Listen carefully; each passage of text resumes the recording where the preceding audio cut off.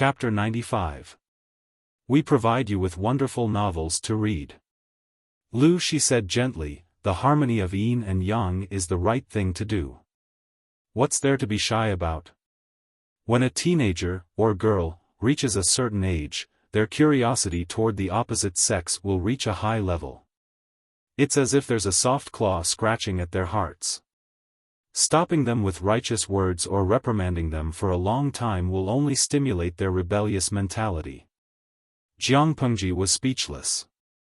She was afraid that if she said a few more words, her father would turn back to his room and toss her 2 paintings of avoiding fire. Thinking about that beautiful scene was too painful for her eyes.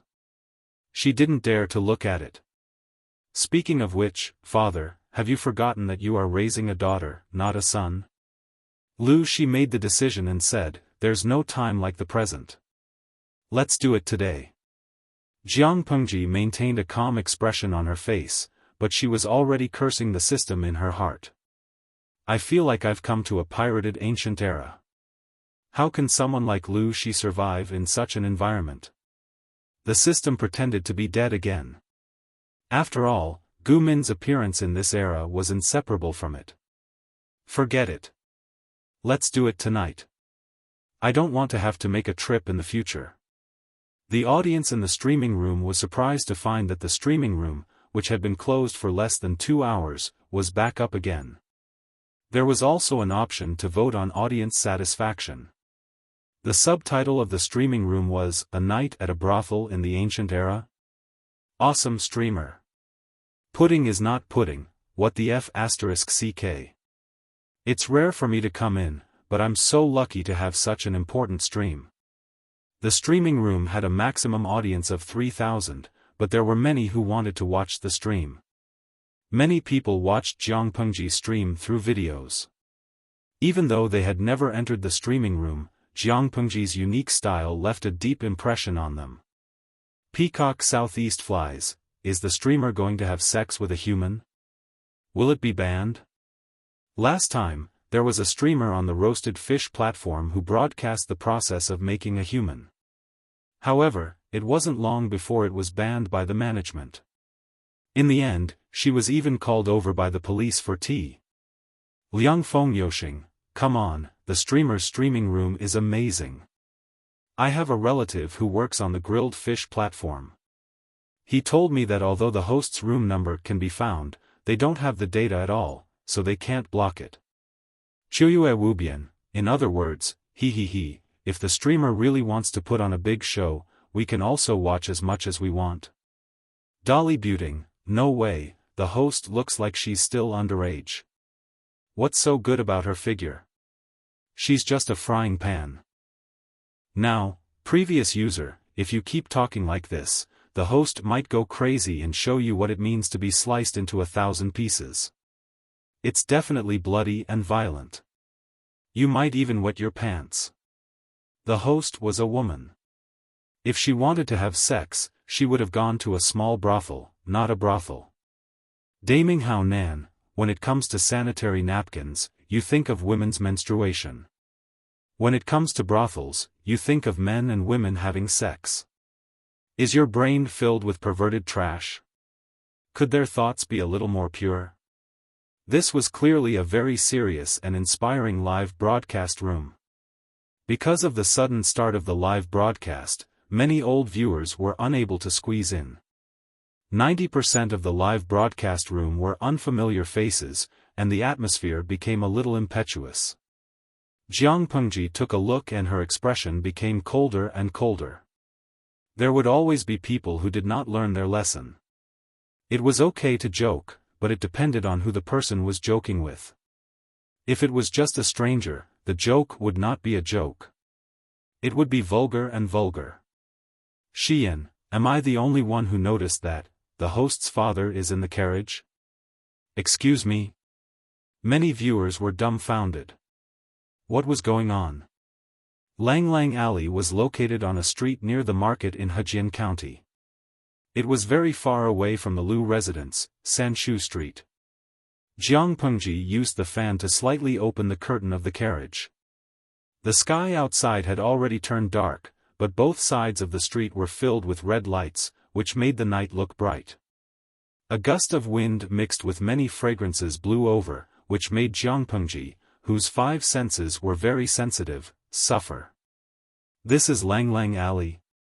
It looks so lively. Unlike the other countries, Dongqing did not have a curfew. Therefore, every night, the streets nearby were insanely lively. Here, even the air was thick with a romantic atmosphere. It seemed to have become the best catalyst. However, for Jiang Pengji, the suffering was greater than the enjoyment. What's more, the woman she glanced at was not very good-looking. Bad review. Lu Shi sat up straight with a smile on his face. Of course not. Oh. Lu Shi explained, Lang Lang Alley was built at the beginning of the Xia dynasty. It has always been divided into 1 pavilion, 4 courtyards, and 12 palaces. It has been passed down since then, and it has lasted for hundreds of years. In the Great Xia dynasty, many high-ranking officials and nobles are willing to spend a fortune just for a smile from a beauty in Lang Lang Alley. Even though it's a brothel, it's still a rare place of elegance. Those who aren't from prominent families can't enter. It sounds different from what I imagined. Jiang Pengji frowned. Lu Shi sneered and said disdainfully, what's the difference? Lang Lang Alley seems to have a high threshold, but it is just a way to raise one's value. They are indifferent to you because the value you offer them is not high enough, and what they can get is too little. It has nothing to do with other affairs. If it was still in the Xia dynasty, Lang Lang Alley would have been an extraordinary place. It was just a place of prostitution, but there were so many extraordinary women. But after the establishment of Dongqing, Lang Lang Alley became an ordinary place of prostitution. Many brothels opened along the street. That's what you see now. It is a place where ordinary men and women seek pleasure. It looks prosperous, but it is actually rotten. The carriage passed through the long street full of red lanterns and drove into an alley. The temperature seemed to drop suddenly, and the smell in the air became lighter. It was neither too light nor too strong. It was like a dandelion brushing against the back of one's hand, itchy and smooth. Here we are. Jiang Pengji lifted the curtain and read the words on the plaque. Hanyan Courtyard? Shall we go in? It was more of a mansion than a courtyard. The facade was neat and tidy, and it was several times bigger than the Lu mansion. Lu Shi closed his eyes and thought for a while. He changed his mind and said, no, let's find another one. Why? Jiang Pengji asked in confusion. She also asked the question that was on everyone's mind. You don't look interested at all. Although this Hanyan courtyard is a place of prostitution, the women there are all talented women who are good at music, chess, calligraphy, and painting. Many patrons come to our door not for the joy of family relations, but more to drink a few cups of sake. The more advanced a brothel was, the more noble the women there were. Some of them were as good as the women of noble families. Chapter 96. Lu Shi paused and his expression turned strange. After a long time, he said, your mother calls this behavior pretentious of a beast in human clothing. Love go little say net w. Chu men who come to Lang Lang Alley to seek pleasure must come from well-off families and have many wives and concubines.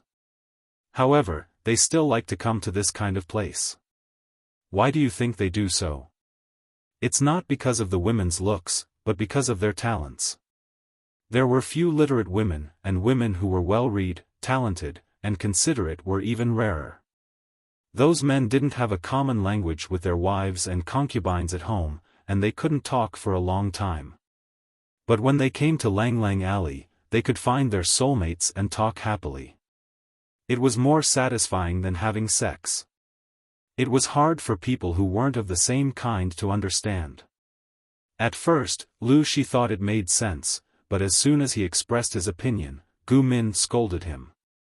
Mother, you're such a clever person. You're so insightful. Jiang Pengji agreed. Wasn't it pretentious of a beast in human clothing? If that's the case, Lang Lang Alley should be quiet. Why don't you go there, father? Lu Shi looked down and said, you like crowds. I don't think you'll find an atmosphere you like there. Jiang Pengji was speechless. Pudding is not pudding, no one knows a daughter better than her father. Father, let me give you a like. Xian, wow, the host's father is still so cute. It feels super harmonious when father and daughter get along. Especially when the host's father teases the host seriously. I can feel the host's powerlessness in the bullet screen. Chow Zhao Mu Mu, ha ha ha, the host has met her nemesis. Now, I bet on a spicy stick that the host's inner bullet screen is full of **T, Lu Shi picked a brothel with a large area and a lot of customers. The name was very tacky, Ingchun Brothel.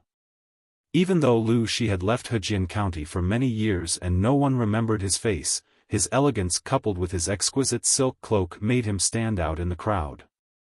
He was the kind that could be found in a sea of people at a glance.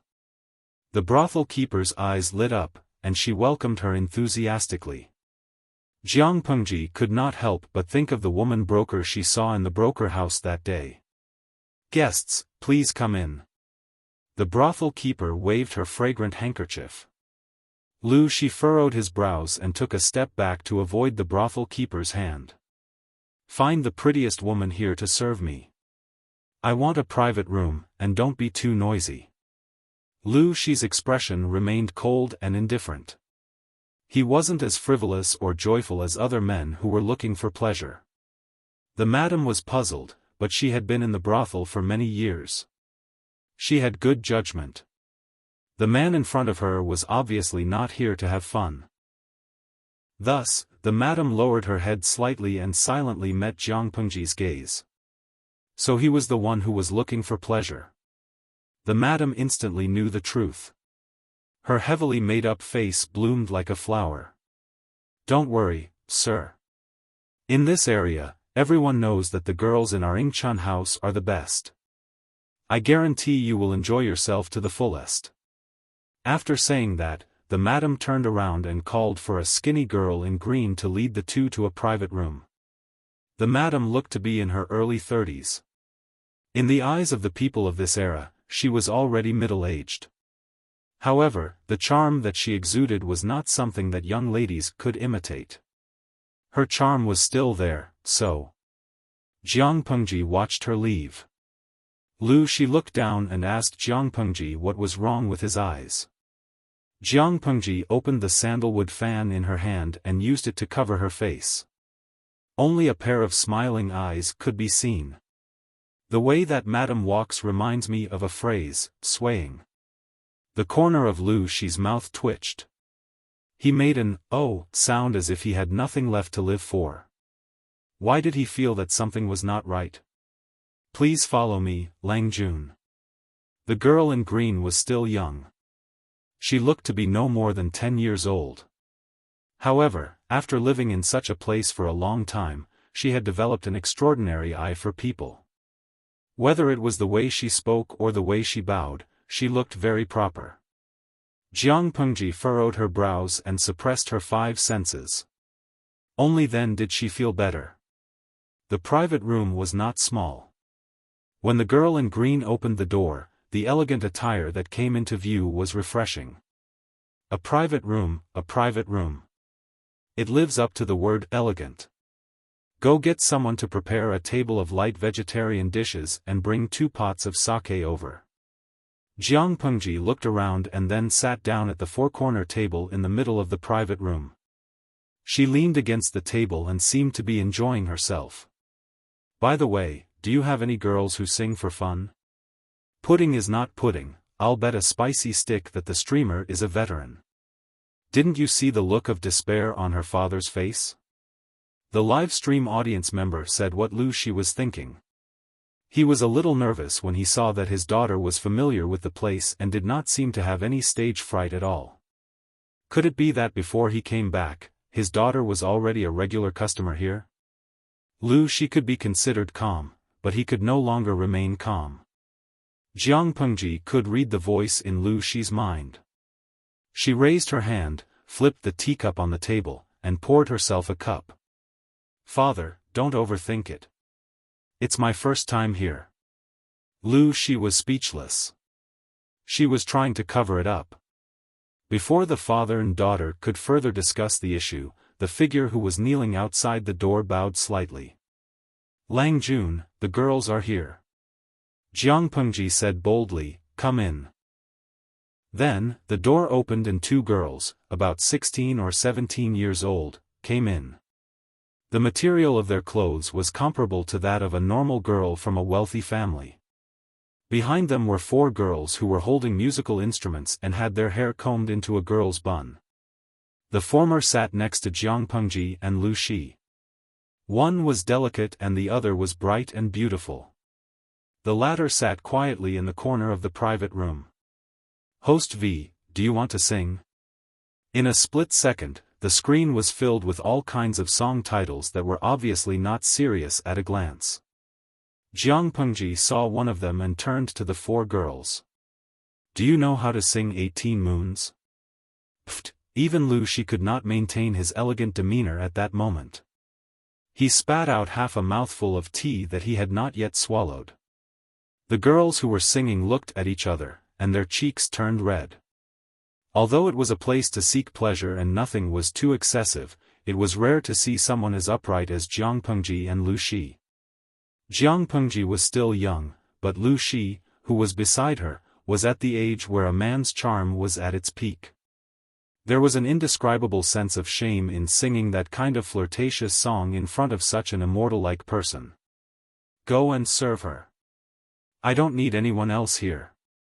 Lu Shi quickly recovered and slightly tidied up his messy appearance. He did not look too good. Once again, he firmly believed that it was not his daughter's first time here. Chapter 97.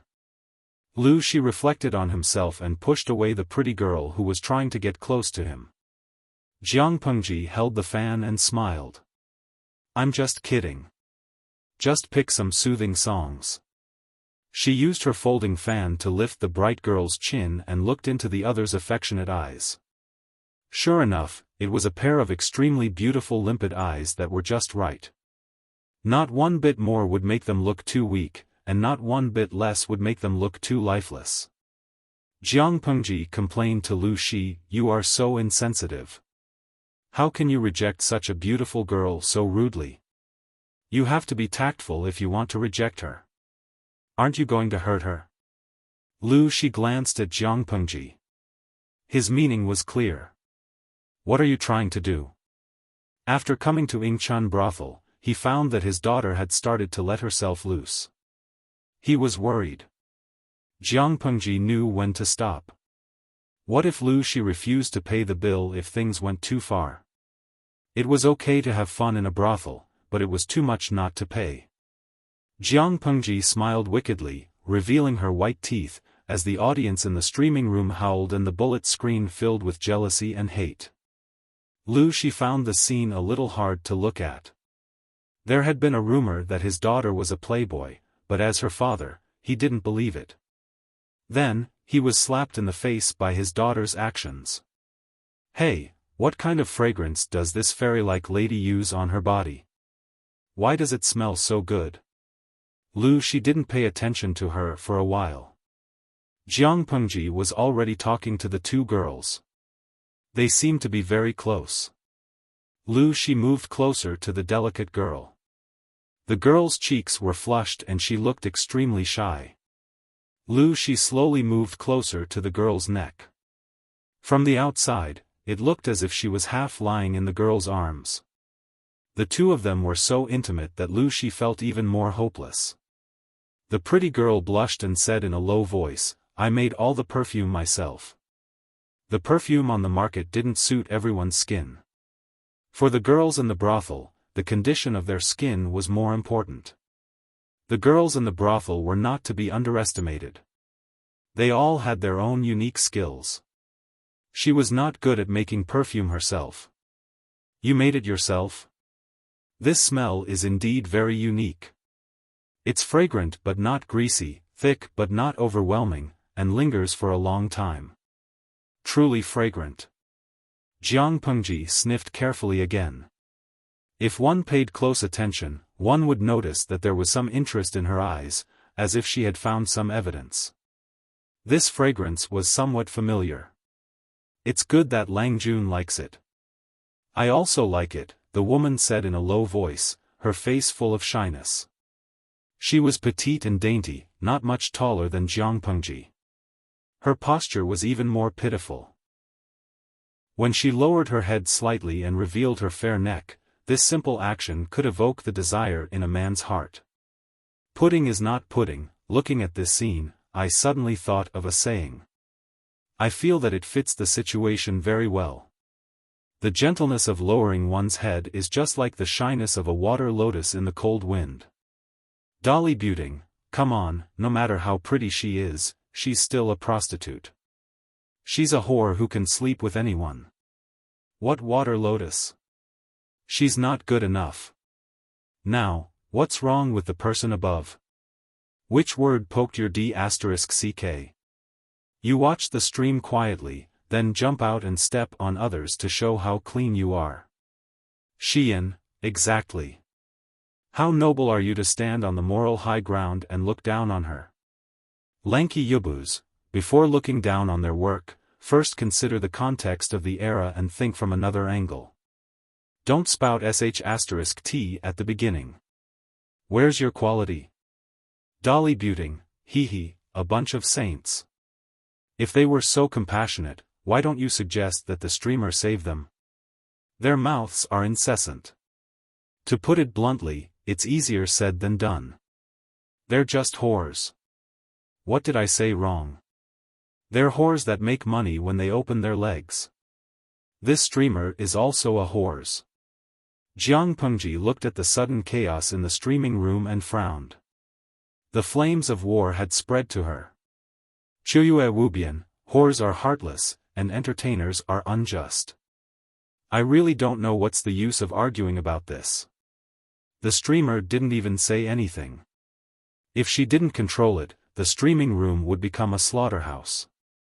Although Jiang Pengji could ignore the comments, she had a certain understanding of the audience.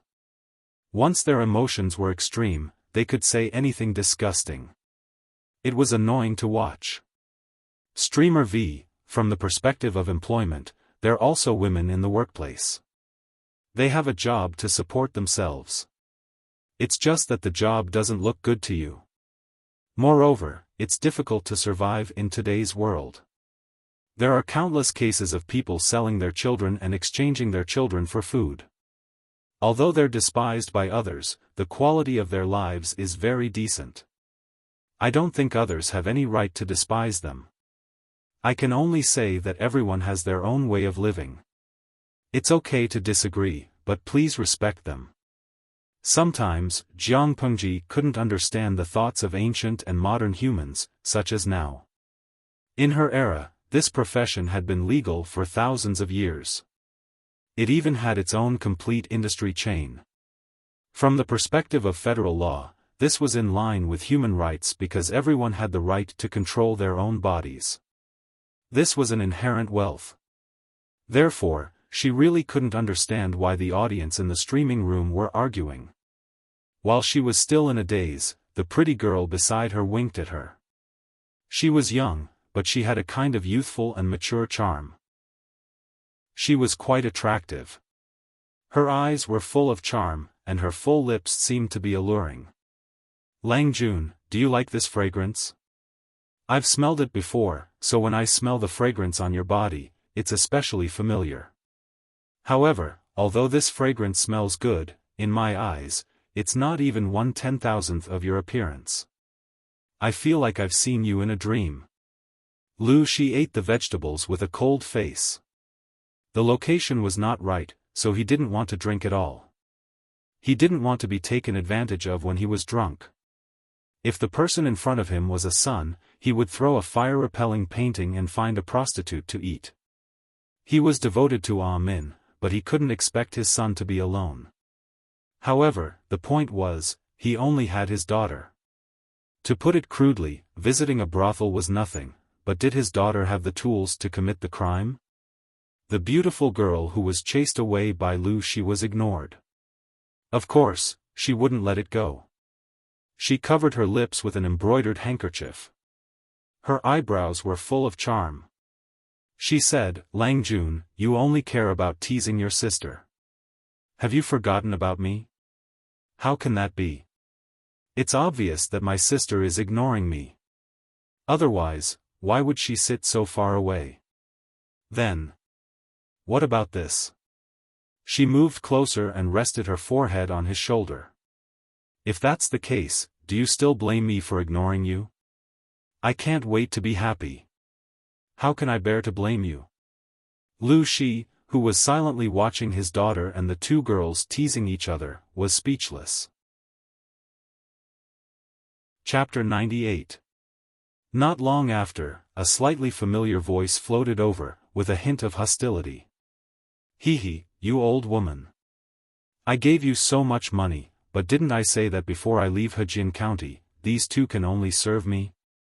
You, on the other hand, took advantage of the fact that I haven't been here for a few days and directly made the decision to have them serve others.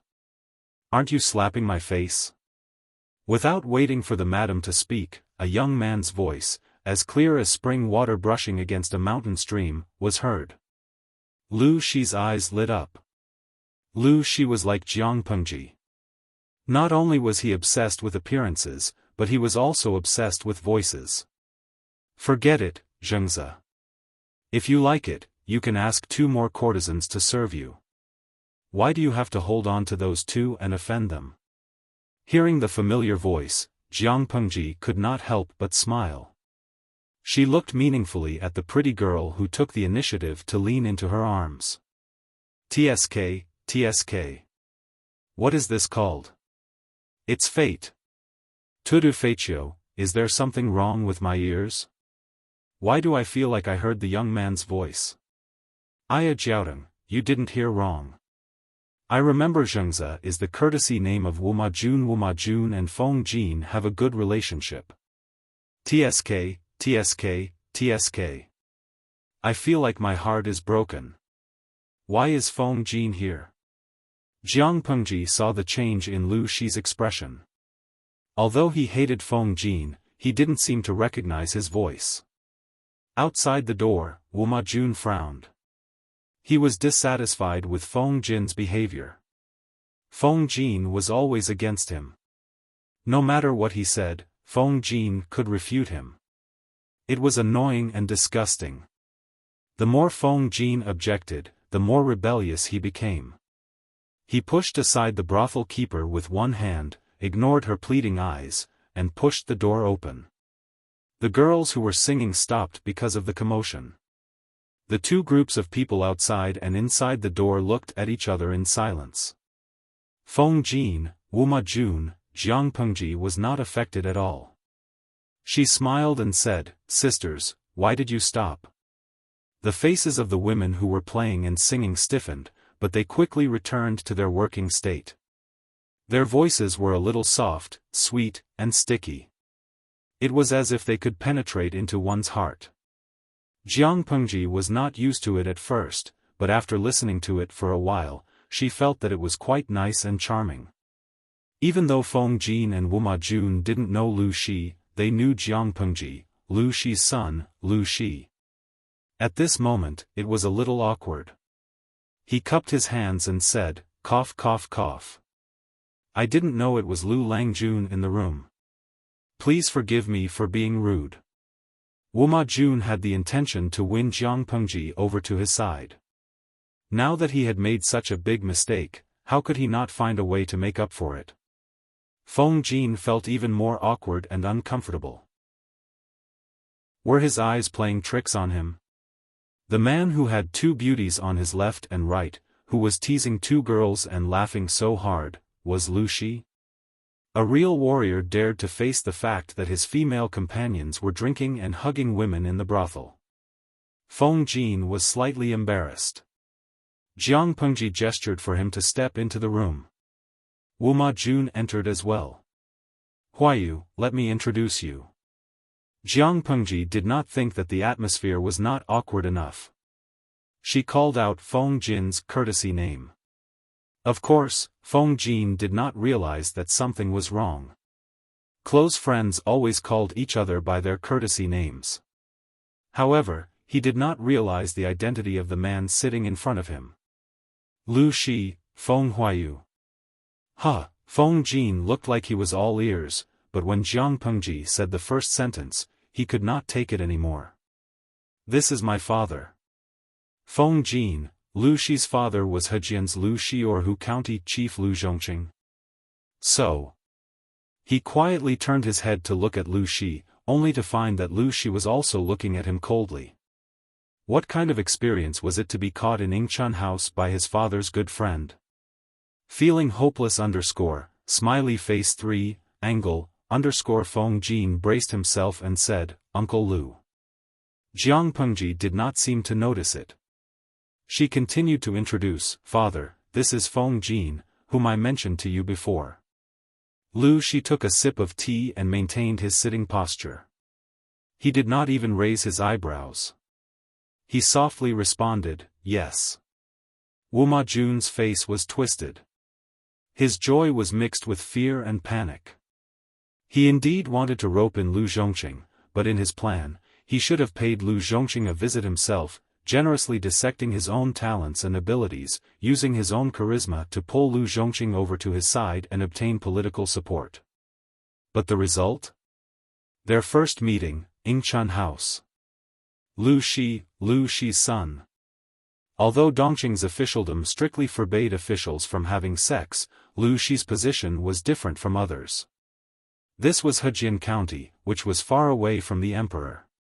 No one could use this to shake his position. If they did, there would be no officials in the whole of Dongqing.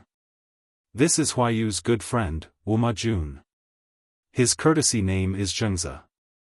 Jiang Pengji was probably the only one who could maintain a good mood and enjoy the show. She, a pure woman, was having fun, while the three men looked at each other. The atmosphere was so awkward that it made people feel like they were about to explode.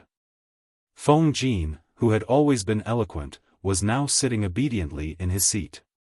His posture was obviously very standard, but in Jiang Pengji's eyes, he was as delicate and pitiful as a quail. He was trembling with fear and was truly quiet like a chicken. She looked around and realized that Lu Shi did not seem to be controlling his aura at all. Jiang Pengji added fuel to the fire. Huayu, do you want me to call a wife over? Feng Jin secretly glared at her. His meaning was obvious. Was she trying to kill him? Lu Shi looked down and spoke like an elder talking to a junior. Huayu, are you married? Feng Jin broke into a cold sweat. He was not afraid of Lu Shi, but he was afraid that the news would spread to his family. Even though he had only accompanied Wu Majun and had never done anything out of line, no one would believe him. Feng Jin said respectfully, I'm still young. I'm not married yet. Not engaged? Lu Shi continued to ask. He did not care about Wu Majun. After all, he did not know Wu Majun well. He did not like Wu Majun's father, the current emperor of Dongqing. Feng Jin calmed down. He felt that Lu Shi was going to say something. Not engaged yet. In Dongqing, there were many 16-year-old noblemen like Feng Jin who were not engaged yet. He was talented and good-looking. He could make a name for himself before he turned 20. By then, his social status would be different. It would not be an exaggeration to say that he was young and talented. It would be better to talk about marriage. Jiang Pengji secretly glanced at Lu Shi. She was afraid that he would say something about Feng Jin marrying into the Lu family. After all, Lu Shi's drunken words left a deep impression on her. Chapter 99. Feng Jin's eyelids twitched. Xianda was his father's courtesy name. Although he was a junior, he had heard that Lu Shi and Feng Ren were close. As for the words, he has a daughter, Feng Jin was shocked. He was like a bird startled by the mere twang of a bow. However, he had always been smart. He knew that Jiang Pengji's identity as a female was a secret. Few people knew about it, and Lu Shi had no intention of revealing it. Therefore, Lu Shi only had one son. His mistress's daughter was not worthy of Feng Jin's identity. Therefore, he was just being polite. Therefore, Feng Jin did not have to worry that he would be like Jiang Pengji in the future, strong and masculine. Although he did not expect to have a mistress after marriage, he did not want to fight all day. He would still be the one getting beaten up. Your nephew appreciates uncle's kindness. Even if we can't become in-laws, I and Lanting are close friends. We are better than brothers. Then, Feng Jin secretly looked at Jiang Pengji for help. He hoped that his friend could help him attract some attention. I often hear Xianda praise you three brothers. You all have the talent to be a king. If my useless son could be 3 times as capable as you brothers, I wouldn't have to worry about him in the future. Lu Shi said derogatory words about Jiang Pengji, but his expression showed otherwise. Although Feng Jin was not as sweet as his younger brother, he did know how to read people's faces. Uncle, you flatter me. My father scolded me for being stupid and not being flexible. How can I be a king? As for Lanting, although I haven't known her for long, I can see that she has a good mind. She is not as mediocre as you said. He had belittled himself and flattered Jiang Pengji. He secretly wiped the sweat off his forehead. He hoped that the troublesome Uncle Lu would let him go. It was a small matter to be put in a difficult position now. What he was afraid of was that one day he would write to his father and spill the beans. Jiang Pengji looked at the interaction between the two coldly. She snorted softly and turned to talk to Wuma Jun. Is Wuma Langjun also here to seek pleasure? At first, Wuma Jun was quite happy that Jiang Pengji was willing to take the initiative to talk to him to ease the awkward situation of him being ignored. However, she asked such a shameful question, which made him feel a little regretful. It would have been better if he had been ignored. No matter how he answered this question, it didn't seem to work. If he admitted that he was here to have fun, wouldn't that be smearing his own name and causing Lu Zhongqing's first impression of him to fall to rock bottom? If he denied it, it would be even worse. As a man, he dared to take responsibility for his actions. How could he not dare to admit such a small matter? If he didn't have the guts and backbone, what great things could he achieve in the future? After going through the 2 answers in his mind, Wuma Jun chose to avoid answering because a direct answer would definitely be wrong. I came with Huayu, but why is Lanting here? With that, he could not help but sweep his gaze over the 2 women, and a wave of displeasure rose in his heart. It was not that he valued the 2 prostitutes, but he was unhappy that no one had asked for his permission and had touched his people. Even if that person was the son of Lu Zhongqing, whom he wanted to rope in, he still did not like it. However, Wuma Jun would not show his emotions. Instead, he buried them deeper, making it hard for others to see through them. Of course, that did not include Jiang Pengji. Of course, my father brought me here. She told the truth and ignored Wuma Jun's ugly expression, as if he had eaten a fly. He was worried that I would be too curious and would not be able to resist other people's instigation. Instead of that, it would be better for him to bring me here personally to broaden my horizons. The more he tried to stop it, the easier it would cause reverse psychology. If he showed it openly, it would be easier for people to lose interest and treat him with a normal attitude. Wuma Jun could not wrap his head around it. What was the connection between the 2? Even so, according to the power of the Lu family, what kind of women can't they get? Why bother to come to such a chaotic place?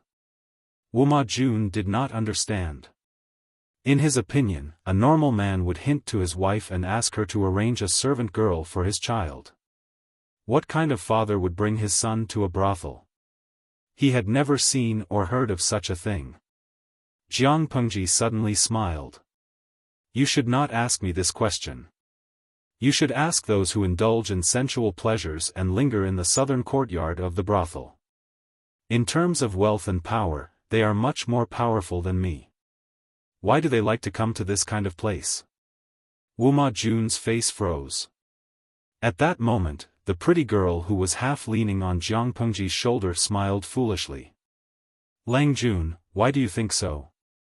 Of course, because the flowers at home are not as fragrant as wild flowers. A legitimate wife, a legitimate concubine, these were all things that were already in the bag. If you want to have sex, you can do it at any time, but the women outside are different. Only those that you can't have are worth thinking about, Jiang Pengji said calmly. There was no longer a smile on her face. She looked at Wu Ma Jun with sarcasm in her eyes. If the two women had not come to the private room but waited for Wu Ma Jun obediently, he would have been forgotten after a few times. The main reason he refused to let go of the matter was that he had been humiliated. It had nothing to do with the two women. Don't you think I'm right, Master Wu Ma? Lu Shi had been paying attention to the situation. He laughed and scolded, what sense? It's all a bunch of twisted logic. Twisted logic is still logic. It's just not as straightforward as other logic. After that, she turned to the girl beside her and whispered something in her ear. The girl's cheeks suddenly turned red. Lang Jun, please come with me. Jiang Pengji stood up and flicked her sleeves. She casually tilted her head and said to Lu Shi, Father, please enjoy your conversation. I won't stay any longer. After that, she followed the two girls out of the private room and went to one of the boudoirs. Lu Shi was speechless. Lu Shi was not the only one who was dumbfounded. Even though Jiang Pengji did not say it explicitly, they could understand what she was hinting at. Was he going to sleep in the same bed with the two girls? 3 girls together? While Feng Jin's nerves were out of control, he secretly observed Lu Shi's expression. But the older, the wiser. If Lu Shi was the kind of rookie who showed his emotions and was seen through by the younger generation, he would not be able to stay in Dongqing's officialdom. Feng Jin could not read the slightest emotion from Lu Shi's face. He could not help but feel suspicious. Could it be that Uncle Lu did not know that Lanting was a girl? Feng Jin suddenly felt awkward. If Lu Shi really did not know and he took the initiative to tell Lu Shi, it would be a despicable act. Apart from that, he could not explain how he knew that Lu Shi was a girl. He could not say that it was a dark and windy night when Lu Shi escaped from the bandits' lair. Her clothes were messy and a corner of her dudu was exposed. Her hair was messy at that time, and it showed that she was a girl. If he dared to say that, he would be courting death. What if Lu Shi asked him to take responsibility for Lu Shi's reputation? Chapter 100. Feng Jin was in a dilemma. Elsewhere, Jiang Pengji arrived at one of the ladies' chambers. The furnishings in the room were warm and elegant, and every corner was filled with the aura of a young girl. You're not feeling well. Drink some sweet water and go to bed early. Jiang Pengji smiled at the pretty girl, Xia, and said gently, or should I ask someone to bring you some blood-enriching soup? Xia's eyes lit up, and she looked at Jiang Pengji. Huh? Xia thought Jiang Pengji was there for fun, but she didn't expect her to say that. Chun was at a loss as well. It's your period. Why don't you pay attention? Jiang Pengji said with a smile, don't drink alcohol or eat cold food for the next few days. Period. The two girls looked at each other. Maybe it was psychological, but Xia felt a slight pain in her lower abdomen after hearing Jiang Pengji's words. There was a faint warmth flowing down her lower body. Her face turned red and white, and she didn't know how to react. Jiang Pengji didn't know how women in this era dealt with their periods, but it wasn't easy. I don't know how you girls deal with such situations, so I brought you both here. I'll have to trouble you, Chun, to help her out. The faint smell of blood on Xiaofan's body grew stronger, and her fair face turned red under Jiang Pengji's gaze. Most women in the brothel had irregular periods, and many of them had minor problems that they were ashamed of. Xiaofan, for example, had irregular periods every month. When she felt pain, her limbs would turn cold, and even her molars would hurt. She tried to sit properly, but even the slightest movement caused her to twitch in pain, which made her shy and anxious. Jiang Pengji looked at the two girls' reactions and took the initiative to sit behind the screen. She blocked the camera in the streaming room from her view. "Aya Jiaodong, I thought the host would have sex with the girl. I didn't expect her to be on her period _ smiley face 3, angle, _ Fanghuajiu, I want to repent." When the host left the private room with the girl, I thought there was going to be an erotic scene. I didn't expect it to be for this. Although it's different from what I imagined, the host is super gentle. I wish I had a boyfriend like the host. 1,000 years of parting Wujiang Jia Kai, same repentance plus one Yixiao Qingcheng, I'm in a daze. Although I know it's inhumane to laugh at this time, if the host was a man, he would probably be depressed. Just as he was about to have some fun with the girl, she was on her period, she would definitely vomit blood out of depression. Jiang Pengji sat behind the screen. There was a tea table beside her. She poured herself a cup and raised her eyebrows. "Host V, that's not right. That's a smile. If I were a man, I might not be depressed and vomit blood in such a situation. After all, there were still the eastern and western palaces to relieve my worries. If Thumbelina wasn't up to it, he could still be a little more beastly, such as jade blood cleansing silver snatch. Of course, this kind of behavior was too demented. Hee, a bunch of rookies still wanted to compete with her in dirty jokes. Jiang Pengji was surprised and took a sip of tea leisurely. The style of the bullet screen had completely changed. "Qianqiu Yubi Wujiang Zhatsai, my streamer is amazing. I didn't expect you to be such a filthy, sick streamer. Sunset Sun, sob, old driver is driving the train over there. What did you hear? Tudu Feiqiu, filthy voice. Lovelorn Front Lianmeng, I'm speechless. I can't believe I'm watching a female streamer act like a hooligan _ smiley face 3, angle, _ Baigui Yeshing, so what if she's a hooligan? If my boyfriend could be like the streamer, no, at least 1/10 of her, I could have sex with him every day. I'd be unhappy if she didn't act like a hooligan. You don't understand, it's better to *ck her back." Jiang Pengji always complained that she had 3,000 veterans in her streaming room, but she never thought that birds of a feather flocked together. Different streamers would attract different kinds of viewers. She was an experienced veteran, so how could she complain that others were too filthy? Jiang Pengji glanced at the bullet screen of Baigui Yeshing and thought about it carefully. It was so meaningful. Time passed quietly as people watched the bullet screen and drank tea. The rustling sound of clothes rubbing against each other came from behind the screen, and it gradually quieted down. Not long after, the screen was quietly pushed open. Xia had changed into a new set of clothes, but her face was still flushed. "Lang Jun, I'm not feeling well today. I'm afraid I can't serve you." Chun continued, "If you don't mind my appearance, then." Jiang Pengji smiled and shook her head. The other person's face turned pale. "I'm afraid you've misunderstood me. I didn't mean that." Jiang Pengji raised her hand and gestured for them to sit down. Her expression was still gentle. "I feel happy and satisfied to be able to look at you two like this. If I do anything else, wouldn't I be desecrating this beauty? It's easy to get love, but it's hard to find a true friend." Both of them were young. They had been bought by the brothel keeper when they were young and trained. They had been prostitutes for a few years.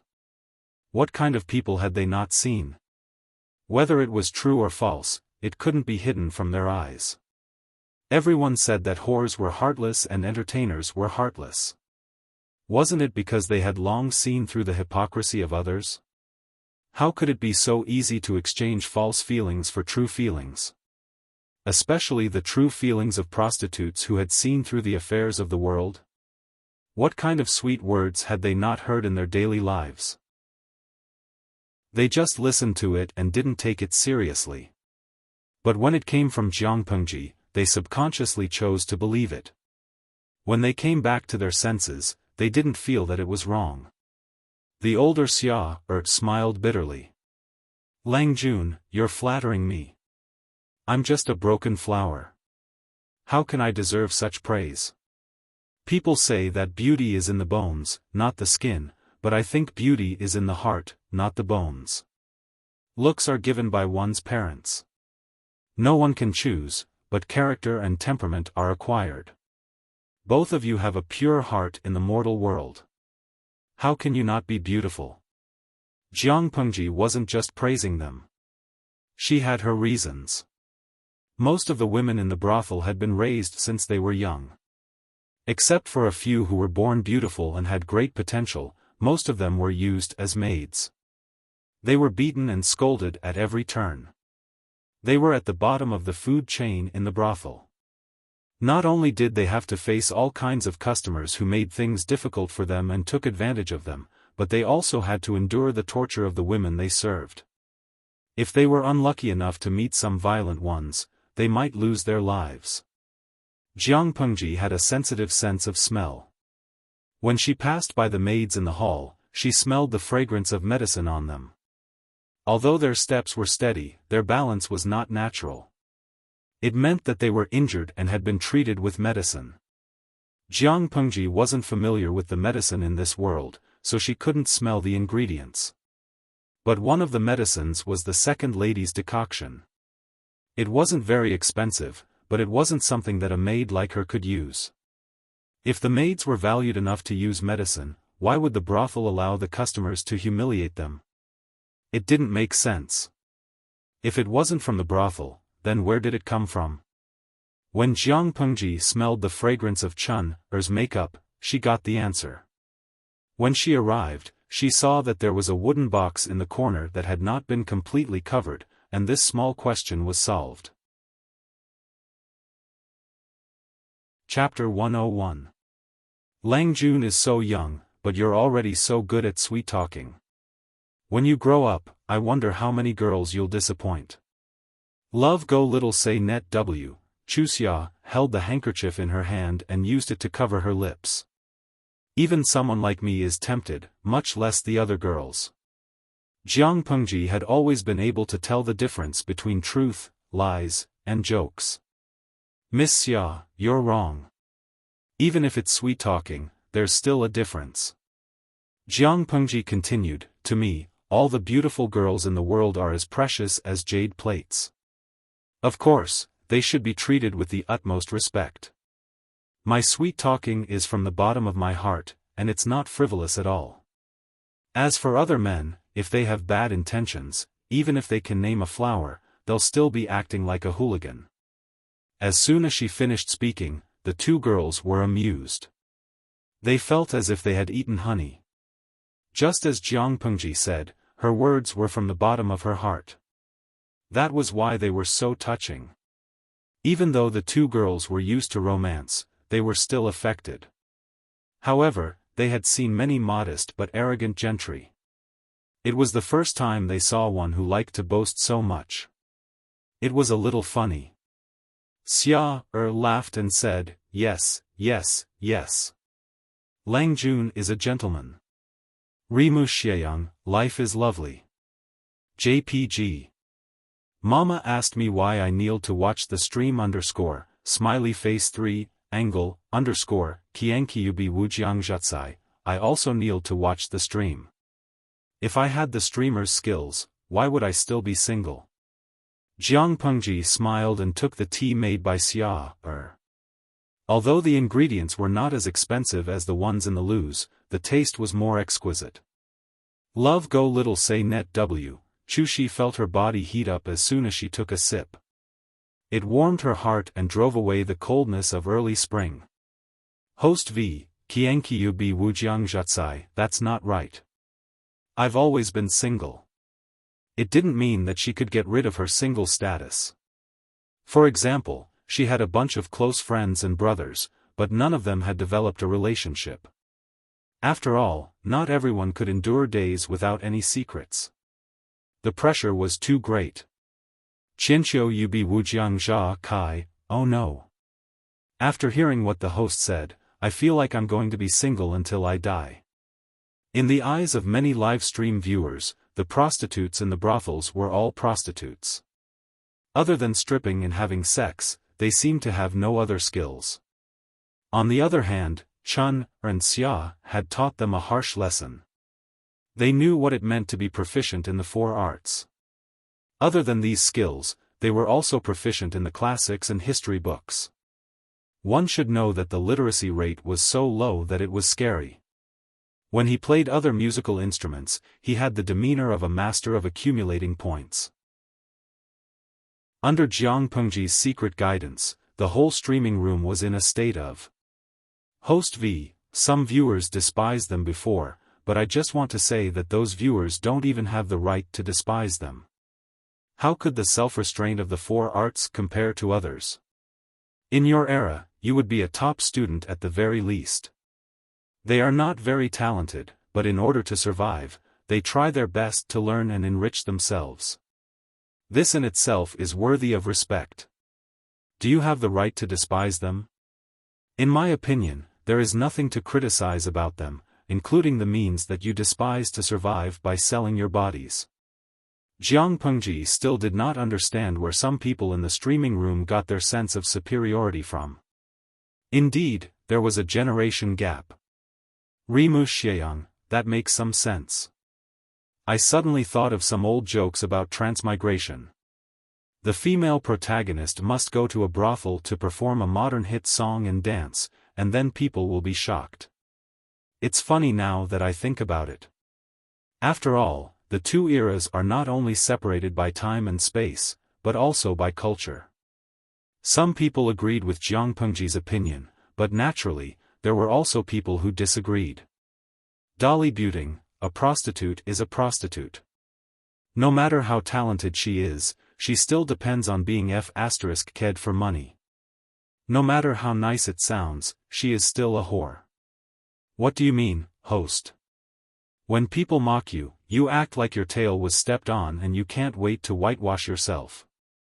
I can guess that you used to be in this kind of business, right? These days, all kinds of lowly people can transmigrate and become a lady from a rich family. With a change of body, people can't smell your pretentious aura. Jiang Pengji read the comments, but the smile on her face did not disappear. It was not that she had good self-restraint. In fact, her temper had always been terrible. It was just that people could not see the bullet screen in the streaming room. If she suddenly lost her temper, it would definitely scare Xia and Chun, who were sitting beside her. It would not be good to scare beautiful women for the sake of a few ignorant people. She was too lazy to pay attention to them, lest she lowered her status. Facts speak louder than words. She would make them shut up. Time seems to pass very quickly when I'm with Lang Jun. Xia held a cup of wuhong soup that Jiang Pengji had specially ordered. She drank it, which greatly relieved the pain in her abdomen. Her pale face became a little rosier, and her eyes became more watery. Jiang Pengji heard the sound of the night watch outside and silently calculated the time. If you don't mind, can I come visit often? When it comes to poetry, even many of my classmates are not as accomplished as you 2 ladies. Jiang Pengji smiled sincerely. She said she would come to visit, and she really meant it.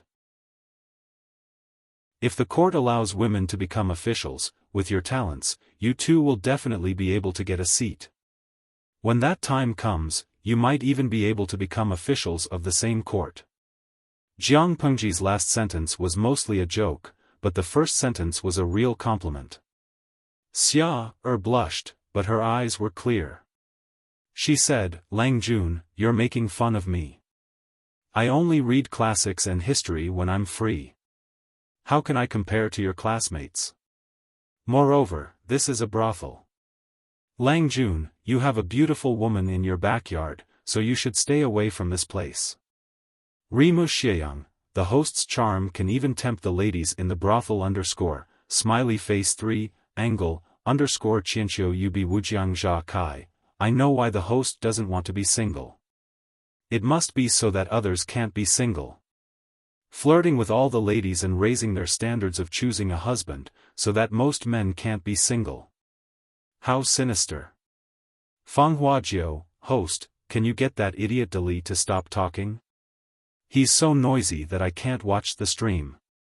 Host V, if others want to bark like dogs and show off their manners, why should we stop them? The audience was speechless. What she said made sense, and they were speechless. Ladies, why do you have to belittle yourselves? Jiang Pengji said with a smile, just wait and see.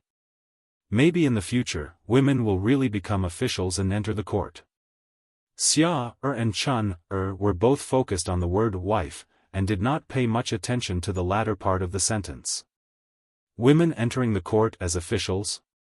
It might have been possible during the period of the 16 Kingdoms or the early years of the Xia dynasty. However, during the Xia dynasty, more and more women were confined to their chambers and backyards. In the current 5 kingdoms, the phenomenon was getting more and more serious. It was even said that in Zhongzhou, which was the most powerful country in China, women could no longer show their faces in public or remarry. At home, their father was the king. After marriage, their husband was the king. If their husband died, their son would be the king. If they lost their virginity, they would drown. If they went out, they would be accused of indecency. Chapter 102. Langjuan's mouth is so sweet that it has entered my heart. A hoarse old woman's voice came from the door. Jiang Pengji frowned, and Chun thought she was unhappy. Why would anyone disturb us at this hour? Nothing out of the ordinary happened, but to outsiders, the 2 ladies had entered the room to serve her. Normally, no one would disturb them. Otherwise, what if the guests were to be interrupted when they were in high spirits? What would they do if they became impotent? Xia stood up and smiled. Lang Jun, don't be angry. I'll go take a look. As he finished speaking, he folded his sleeves and left. The sound of the door being pushed open could be heard, followed by Xia's doubtful reply. After a while, Xia came in with a bitter smile. She said in a low voice, that was the maid who cleaned the courtyard. She said that a girl ran away. The pimps in the building couldn't catch her. Someone suspects that she is hiding in one of the ladies' rooms. Is that why we have to search your room? Jiang Pengji frowned. She knew very well whether there was another person in the room. If we don't search it, people will gossip. Xia sighed. Because she was clean, she was asked to serve the mysterious guest, Wu Majun. Her life was more comfortable than the other ladies in the brothel. However, it made the top courtesan unhappy. She might want to humiliate Jiang Pengji. Did the brothel keeper agree to it? Jiang Pengji raised her eyebrows and sneered. She knows I'm in this room, but she still asked her to come in. Isn't she trying to spoil the fun? I don't care. I can't be calculative with a brothel keeper. But in the end, you are the one who will suffer. Chun and Xia looked embarrassed.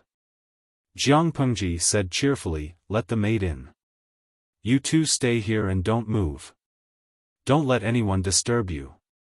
After getting permission, the maid led 2 men in grey linen clothes and green headscarves into the room. They rummaged through the room. The noise outside was getting louder. Xia and Chun looked terrified. It's okay. Don't panic. After a while, the commotion finally died down. Jiang Pengji stood up and walked out of the screen. She looked at the hunchbacked old woman and asked, Old lady, did you find anyone? The old maid bowed slightly and smiled.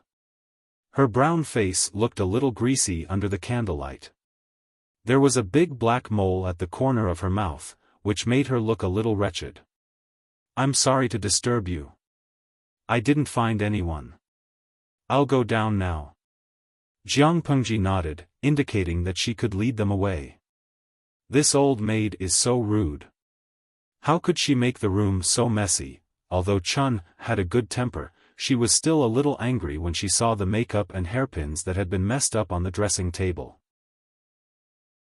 When she thought of how the old woman and the two pimps had touched her rouge and face powder, and how dirty it was, she suddenly felt nauseous. Check to see if anything is missing. Xia said gently, Mom always suspects us of hiding money. She knows all the places in this building that are suitable for hiding money. She might take this opportunity to let the old maid come in and take the money away. That reminded Chun, but she didn't dare to get up when she thought about Jiang Pengji in the room. Don't worry. Nothing is missing. Jiang Pengji looked around and said with a smile, but there are some things that shouldn't be there. Chun blinked. Lang Jun, you said nothing is missing. What is there? Yes. Jiang Pengji walked around the room twice and took out 2 green scented sachets from a place that the two ladies didn't know about. Which dirty man does this scented sachet belong to? Xia took a look and thought it was something dirty, so she threw it aside. That's not the main point. The things inside are interesting. Jiang Pengji opened the scented sachet and put some strange dried plants inside. She took some out and sniffed it. She frowned and said, Lady Chun, you know how to make scented medicine. Do you know the effects of these things? Before Chun was sold to Ing Chun brothel, she was the daughter of a doctor. Because of her father's occupation, she knew some medicine. The two ladies looked at each other when they heard Jiang Pengji call them. They stepped forward and examined the scented sachet. They found it familiar. Don't sniff it for too long. It's bad for your brain. Jiang Pengji grabbed Chun's fair wrist. I don't know what this medicine is, but it has the effect of confusing one's mind. If you smell it for too long, it's extremely easy to cause your mind to become muddled, your thoughts to be muddled, and you won't know what's going on. Chun threw the scented sachet back when she heard that. She suddenly remembered something and her face turned red. She spat on the scented sachet and scolded, which shameless bastard put this in here? It's one thing for the ladies in the brothel to serve their customers, but how dare those eunuchs covet you? How shameless. Jiang Pengji realized that the scented sachet was probably the knockout drug of this era. Xia gritted her teeth and looked terrified. It must have been those two pimps who released it. Once they entered the brothel, they would be humiliated for the rest of their lives. She had heard other ladies talk about how the pimps who worked in the brothel bullied them. Jiang Pengji smiled. Did the pimps do it? Not necessarily. Host V, something interesting seems to be happening. Are you guys still sleepy? Do you want to watch a good show? Yimi Yangguang, Did you find something? Ichi Sanqing, I'm confused, but you're still keeping us guessing. You're so bad. Hongjun Laozu de Jua, I feel like you're trying to stir up trouble. Count me in. I'll watch your stream all night. Huaqua de Jua, you're a real man who's destined to stir up trouble. Hongjun Laozu de Jua, TSK. To be precise, the trouble has already been ruined by you. The audience in the streaming room was excited to watch the show. Jiang Pengji had also made a decision. She turned to the two ladies and said, you should rest early, especially Xia. Be careful these few days and eat less cold food. Don't be greedy and harm your health. If I'm free, I'll visit you again. If there's any trouble, you can find me at the Lu residence. Fanghua Jiu, I feel like these two ladies are to your liking. Why don't you save them from this hell? Jiang Pengji glanced at the bullet screen and met Xia-er's eyes. She nodded at her and said goodbye. Why not? Host V, probably because I can't save them. There are countless prostitutes who are more pitiful than them. If I want to save any of them, how can I save all of them? To really save them, you can't just take them away from here. You have to rebuild their broken backs. To really save them, you have to change the root cause of their current situation. Maybe she could do it. Chapter 103. Jiang Pengji was stunned for a moment when she saw the words, soft-hearted and kind-hearted. She didn't know whether to laugh or cry. Host V, it's the first time someone said I'm soft-hearted and kind-hearted. That was the judgment of the viewers who were separated by a dimensional screen. Because the images they saw were what she wanted them to see, they were easily misled by subjective emotions. But what kind of person was Jiang Pengji in reality? They would find out soon enough. Yimi Yangguang, host, you said you were going to watch a good show. Where is it? Jiang Pengji squinted her eyes and opened the sandalwood fan in her hand. A sly smile blossomed on her face. Host V, don't stop. Watch carefully. You'll be glad that we're separated by a dimensional distance. After sending the bullet screen, Jiang Pengji ignored the viewers who were dumbfounded. She made a detour to the backyard of Ingchun brothel, climbed over the wall, and nimbly hid in the shadows cast by the eaves. She adjusted her breathing rate and controlled her breathing movements to minimize her presence. The viewers in the streaming room were dumbfounded. Jiang Pengji thought about it and asked the system to turn on the infrared camera system at night. From her angle, she could see the corner door of the backyard. Because there was a small artificial hill nearby, the light couldn't penetrate it. As a result, the corner door was unusually dark. Yimi Yangguang, this is what the backyard of a brothel looks like. People come and go. It's quite lively. Now, is the streamer looking for someone here? They're all unfamiliar faces. What's so interesting about it? After waiting quietly for a while, just when everyone's patience was about to run out, a few sneaky figures walked out of the back hall. With the help of the ultra-clear streaming camera, the viewers in the streaming room could clearly see the figures. Some of the viewers who were watching the stream recognized them immediately. Wasn't that the old woman who led the pimps to search Chun-er's room? As they were thinking about it, the old woman bent her back and lowered her head to talk to the two pimps. The three of them seemed to be chatting happily. Jiang Pengji looked at them coldly.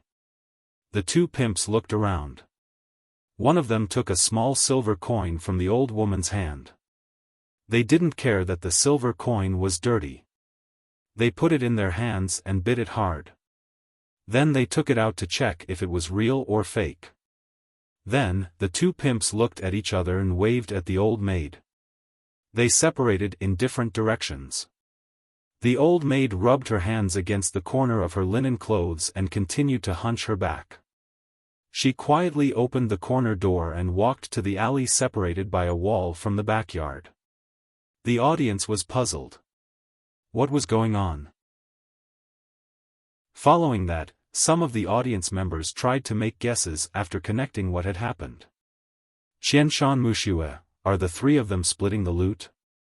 He secretly embezzled the hard-earned money of the prostitutes in the brothel.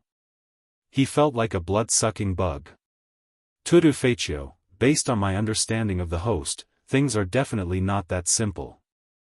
Didn't she say that she didn't want to stop just now? She probably wanted to do something to teach you a lesson. Think about the last time she beat a servant to death. Although most of the audience in the streaming room were novices and it was the first time for many of them to enter the streaming room, the video of Jiang Pengji's previous streaming had been spread on the public platform of their dimension. The most bloody video was censored after it was broadcasted. The censored video was the content of the servant being beaten to death. Dolly Buting, I'm not scared. Come at me if you have the ability, bitch. Although the bullet screen was very tough, the audience felt that it was a bluff. At that moment, some of the audience could not help but come back to their senses and dig out what Jiang Pengji had said before. You will be glad that you and I are separated by a dimension. This host is going to tear apart her own audience again? Host V, you are thinking too much. You are not that important. At most, you are just a bonus. Not everyone is qualified for her revenge. Don't think too highly of yourself. While the audience was guessing, the old maid had already turned into the alley. Jiang Pengji got up and chased after her. Stepping on the eaves and walls, she was relaxed and natural as if she was taking a stroll in the park. Not long after, the audience in the streaming room heard a rustling sound coming from the deep alley. With the convenience of the infrared camera at night, the scene in the deep alley was clearly displayed in front of them. Yimi Yangguang, damn, host, are you serious? You want us to watch an old woman take off her clothes and see her naked body? In the deep alley, the old maid with a hunched back was taking off her heavy linen clothes one by one. They thought they would see a high-energy scene, but they soon realized that something was wrong. She was wearing too many clothes, wasn't she? As she took off her clothes one by one, the hunched and bloated old maid gradually became thin until she took off her hair cap, revealing her tightly tied black hair. Only then did the audience realize that she was not an old maid at all. Qianshan Muxue, is this the legendary magical disguise technique? It's even more magical than plastic surgery here. They witnessed the whole process of a hunched and bloated old maid turning into a skinny middle-aged man. When he wiped off the greasy brown unknown substance on his face, a sharp mouth and monkey cheeks were revealed, and a pair of slender rat eyes were particularly bright in the dark night. His face was no longer brown, but it looked like he had been drinking too much.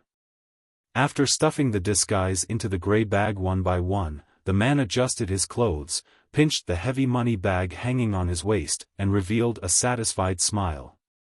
Humming a tune, the man strode out of the deep alley with his head held high. He did not notice that there was a pair of cold eyes staring at him from the wall. Looking at the direction he was going, he should be going to the main entrance of Ingchun brothel. Jiang Pengji sneered. The man heard the noise and turned his head abruptly. He shouted, "Who's there?" "No one." The man frowned. He could not help but wonder if he was being paranoid and had an illusion. However, the next moment, something fell on his back. Before he could turn around, he felt a sharp pain in his neck. Staring at the unconscious man for a while, she said with slight disappointment, "It's a small fish." She grabbed the back of the man's collar with one hand and easily dragged him into the deep alley. Squatting beside the man, Jiang Pengji frowned. The audience in the streaming room held their breath, afraid to disturb her thoughts. After a while, she pulled out a snow-white handkerchief from the man's lapel. There was a snow-white and delicate lotus embroidered on it. The owner of the handkerchief was not an adult woman, but an unmarried girl. She was about 10 years old and was not a prostitute. Jiang Pengji closed her eyes slightly and searched for a small bag on the man's waist. There were 7 pearls of the same size and shape. Chapter 104. Looking at what she had found, Jiang Pengji's eyebrows were almost twisted into a knot. She looked at the man with an unfriendly gaze, as if he was not a living person in her eyes, but a corpse that had already turned cold. Love goes small show on net W, chew on the side. The audience in the streaming room was so curious that they wanted to climb out of the screen and shake her shoulders. Don't keep us guessing. Jiang Pengji did not seem to notice the anxiety of the audience. Instead, she raised her hand and untied the belt around the man's waist. She took out something that was wrapped in something hard from his clothes. She squeezed it, and the texture was as she had guessed. She opened it and saw that it was a small roll of bamboo slips. Hongjun Laozu's Juhua, host, what are the words on it? Sorcerer's girl Xiaofan, I remember that it should be some people's names. I also saw some words like XX Lane. I guess it should be a record of where someone lives and their age. But I don't know what the super ugly lines at the bottom mean. Is it a secret of some mysterious organization in the host's hands? Meishu's warrior Ayuan, I envy those who are knowledgeable. I used to know astronomy and geography, but after 4 years in university, I feel like I've become illiterate smiley face 3, angle, host, I only know 2 words on this bamboo slip. I'm sorry, my language teacher. Jiang Pengji pursed her lips. At that moment, the man who had fainted slowly woke up. Before he could raise his hand to rub the sore spot, he suddenly saw a dark figure squatting beside him. He almost rolled and crawled 2 steps backward. However, he soon found that his belt had been loosened, and his loose pants were no longer tied. As he crawled, he quickly took off his pants below his buttocks, revealing a patch of white. When the night wind blew, it was so cold that he could not help but shiver. At that moment, the monkey-like man could not help but want to cry. He thought that he had only met a robber, but he did not expect that the other party wanted to rob him of his body. Everything happened so suddenly that the audience in the streaming room could not react at all. Their vision was already blocked by a large patch of white. Hong Jun Laozu's chrysanthemum, damn, although I have such an ID, I'm really not interested in a man's chrysanthemum. Now, the streamer's driving skills are really unexpected. The dirty scenes are as fast as lightning. Qianshan Mushue, oh my, streamer, you're the death of me. My mom watched the stream with me, and now I'm kneeling on the ground. Jiang Pengji was also stunned. She had a disgusted expression on her face. She lifted her leg and kicked the man's left buttocks. The man fell forward like a dog eating its food. He even staggered and rolled twice. The stones on the ground rubbed against his face, leaving several bruises on his face. Being treated like this, the man suddenly felt a surge of anger in his heart. Without caring about fear, he rolled to the side and pulled some distance away. He grabbed his pants tightly with both hands, spat, and said fiercely, "Which idiot dares to rob me of my body?" Jiang Pengji was speechless. She didn't need to look to know that the live stream room would be full of ha ha ha ha and use this as a joke to mock her. Hee, rob me? Hearing this, Jiang Pengji felt as if her fingers had touched the snot of an unknown person.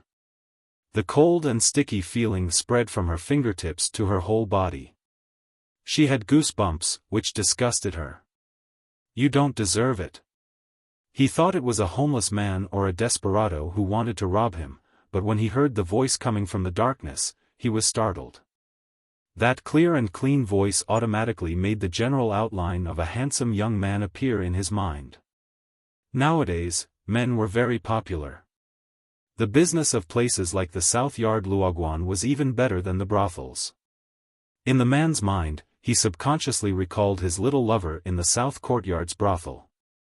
Not to mention that her body was soft and delicate, her soft and tender skin was extremely good to the touch. Her taste was even more memorable than some clean virgins. For a moment, his courage firmly suppressed the fear and anger in his heart. Oh, it's a young Lang Jun. Listening to this voice, I don't even need to look at the person. My body is reacting. The man used the hemp rope he found at the last minute as a belt around his waist, but he didn't really run naked. Jiang Pengji's face became more and more gloomy. The man's vision was affected by the darkness, so he could only see a vague outline even with his eyes wide open. However, she could see the undisguised dirty expression on his face, which made her feel disgusted. If you told my brother earlier, he would definitely have sex with you. You wouldn't need to force yourself. Relying on his age and height, the man seemed to be very fearless. He had a lot of good stuff on him, so he was not afraid of the young man with such a young voice and short stature. His reaction just now was because it was too sudden, and he was startled by it. Those who dare to tease me are either not born yet, dead, or on their way to die. Jiang Pengji held the wig that the man used to disguise himself as an old woman. She squeezed it into a ball and punched the man's face. Then she forced the wig into his mouth. At the same time, she hit the man's lower abdomen with her knee, causing a moment of numbness and loss of control of his limbs. No one knew better than Jiang Pengji what kind of force she used to hit which part of the body and what kind of reaction it would produce. Even if Lu Lanting had been a weakling in the past, she would still have been able to subdue him easily, let alone now. How disgusting! Jiang Pengji's wooden clogs were 3 inches below the man's navel. The unspeakable pain in his balls overtook the pain in his face and lower abdomen. The man curled up into a ball, his eyes almost popping out of their sockets, and the corners of his eyes were bloodshot. However, he couldn't scream because his mouth was still stuffed with the stinky wig. Saliva flowed out of the wig. Now, I had a feeling that the host crushed my balls and *ck. It hurt so much. I was so scared that I stuffed Thumbelina into my pocket and felt my little friend. Now I'm being treated as a lunatic by my friends. Fatty Big C, that's nothing. Can you imagine the 8 of us touching each other's crotches? Paydaxing, I can't imagine the 8 of you touching each other's crotches. The male viewers felt like they had been hit by a critical hit, while the female viewers felt like it was a pain in the balls. Of course, the streaming room was a place where crooks and dragons mingled. Apart from those who had a peculiar style, there were other defenders who naturally criticized Jiang Pengji for being ruthless and having no morals. Among them, Don't Stop Dolly criticized her the most viciously. Chapter 105. I originally wanted to give you a quick death, but I didn't expect you to be so eager to go to hell. Jiang Pengji grabbed his collar with one hand and lifted him up easily. She said coldly, "If that's the case, I'll fulfill your wish." The man's face was already green and red from the pain. He didn't hear what Jiang Pengji said at all. His numb limbs didn't listen to him at all. However, I'm someone who likes to squeeze out every last bit of value from people. Since you're still useful, I'll allow you to live in luxury for a while longer. After she finished speaking, Jiang Pengji's eyes revealed a trace of ruthlessness. She quickly disappeared, as if she had never appeared. Host V, as a responsible host, I think it's not just about broadcasting some boring daily life. I also need to popularize some common sense knowledge to the audience, such as, how to make a stubborn duck tell the truth. Young man, have you heard of torture? Jiang Pengji's words piqued the curiosity of some of the more timid viewers. They were obviously scared to death and covered their eyes with their hands, but they still could not resist the curiosity in their hearts. They could not help but secretly open their fingers and peep through the gaps between their fingers to see what would happen next. In the Federation's dictionary, interrogation by torture was different from ordinary interrogation procedures. Those who knew the ropes would most likely shudder at the mention of it. Almost every federal soldier had mastered the essentials of interrogation by torture. As the leader of the army, it was impossible for Jiang Pengji not to learn this skill. Host V, of course, I don't recommend that you use it in real life, because it might kill someone.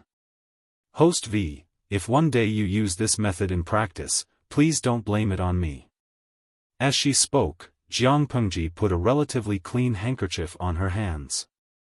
Using the man as a teaching tool, she personally taught the live stream audience what a real professional interrogation was. On the surface, it was far less bloody than the so-called 10 great tortures, but in essence, it was more ruthless than those brutal punishments. Not only could it destroy the body, but it could also easily destroy the mind. Even a well-trained genetic warrior would not be able to withstand the full set of torture methods of the Federation, let alone a hooligan with a weak heart from ancient times. Jiang Pengji had only shown a little of her power, but the other party was already on the verge of collapsing. His consciousness was in a muddled state. She took out a flint and burned the handkerchief. The orange light illuminated half of her face. "What's your name?" "Lin Shengdog." The man's eyes were unfocused, and the hair cover in his mouth had been removed. However, there was still a steady stream of turbid saliva flowing down the corner of his mouth. Some dripped onto his upper body, and some flowed down his neck to his collarbone. This scene could definitely drive a germaphobe crazy. Jiang Pengji narrowed her eyes. "You're not a local. Where are you from?" "Meng County, Tsang Prefecture." The man tilted his head, and his limbs twitched from time to time. His gaze was blank, but his reply to Jiang Pengji was clear. "Meng County, Tsang Prefecture." Jiang Pengji frowned and searched through Lu Lanting's memories for information about the place. The land of Dongqing was divided into 6 states and 21 counties. Tsangzhou was one of the more prosperous states. Because the trade route to the north was smooth, it had close connections with the northern borderline. Many merchants went there to do business. Therefore, Tsangzhou's economy was at the forefront of Dongqing. As for Meng County, it was the largest county in Tsang Prefecture and had the richest economy. "Apart from you, there are a few other accomplices. What are their names? What do they look like? Where are they now?" Jiang Pengji asked the last question. It meant that the shifty-eyed man had reached the end of his life. The man answered each question one by one. Jiang Pengji's expression turned cold, as if it could freeze a person's heart. "Good answer. I'll give you a quick death this time." Jiang Pengji easily ended the man's life. Out of habit, she cleaned up the evidence of the crime. Then, she stood up and left the alley with her usual expression. A figure in green stood at the entrance of the alley. Her clothes fluttered in the night breeze, and the cold moonlight illuminated her figure. Jiang Pengji was not surprised to see Feng Jin. She walked up to him, and before he could say anything, she had already stabbed him. "Don't pretend to be cool when you're thin." Feng Jin was speechless. "Be careful. You'll have a headache the next day. Don't blame it on me." Feng Jin took a deep breath to avoid being angered to death. It was easy to get into trouble in deep alleys, not to mention Lang Lang Alley. It was estimated that 10 to 20% of the gangsters and wanderers in Hejian County were gathered there. Those people did not consider the consequences. They did things based on their mood. If Jiang Pengji provoked them, they would not be merciful. However, as soon as he thought of Jiang Pengji's strength, his worries changed. It would be fine if she did not take the initiative to cause trouble. Jiang Pengji looked him up and down. "Why did you come out? The warm air in the house is much better than the cold wind outside." "I wanted to come out for some fresh air, but I didn't expect to meet the 2 ladies who served you before. I felt something was wrong, so I asked. I didn't expect you to be so daring. How could you run around in such a place? If anything happens to you." Feng Jin paused. His gentle face became solemn and serious. His eyes were full of reproach and worry. The person in front of him was not a man. She was a real woman. When a man was bullied, he would at most say that he was flirtatious to comfort himself. However, if a woman got into trouble in such a place, her reputation would be ruined. Jiang Pengji smiled coldly. "Something happens? It's good enough if others don't offend me." Feng Jin frowned and suddenly moved closer. His face suddenly darkened. "What did you do just now? If you have the guts, you can go in and take a look." He hesitated for a moment, then lit the fire and stepped into the deep alley. After a while, he walked out with weak footsteps. "You did it? He deserves to die. If he doesn't die, I don't know how many people will be hounded to death," Jiang Pengji said indifferently. "Huayu, accompany me to a place. When you go there, you will know whether the person inside deserves to die or not. Or, you don't have to come." You can directly go to the magistrate and sue me? Feng Jin pursed his lips. Although the aristocratic families controlled the court and controlled the whole of Dongqing, it did not mean that the children of the aristocratic families were not guilty of killing people.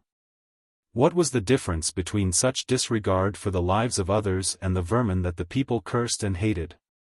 However, he did not say these words out loud. Because of admiration, Feng Jin's position was still on Jiang Pengji's side. If the other party could produce evidence, he could even let this matter pass. Where are we going? Feng Jin followed and asked, You have to produce evidence that is convincing enough. I won't cover for you. The sound of wooden clogs landing on the ground was particularly clear. It seemed to completely separate the deep alley from the extravagant world outside. Chapter 106. Why are we going to Mr. Wei Yuan's residence? Instead of answering, Jiang Pengji asked, Huaiyu, do you know Meng County in Tsang Prefecture? Compared to Lu Lanting's closed environment, Feng Jin's tutor was more open. Meng County, Tsang Prefecture? Of course I have some understanding, but what does this have to do with what happened before? Feng Jin was about to transform into 100,000 wise. Have you heard of some scandals in Meng County, Tsang Prefecture? For example, some women from aristocratic families were humiliated, but the culprit was never found. The moment Jiang Pengji opened her mouth, it was big news. Feng Jin's face turned green, red, and black, almost like a palette. Nonsense, how can a gentleman be interested in such news? Moreover, if your words spread out, do you want to be criticized by others? Landowning gentry ladies are noble. Even if it happened, it wouldn't be spread out so easily. He wanted to say that it was impossible, but when he thought of the dangerous experience of the noblewoman in Hejian County, he changed his mind. You're right, Jiang Pengji stopped in her tracks and quickly returned to normal. If such a thing really happened, with the current social atmosphere, the possibility of concealing it was far higher than publicizing it. Do you know something? Is it related to that man? Feng Jin hurriedly took 2 steps forward and stood shoulder to shoulder with Jiang Pengji. He then remembered that Jiang Pengji said she wanted to go to Wei Yuan's mansion, and his scalp went numb.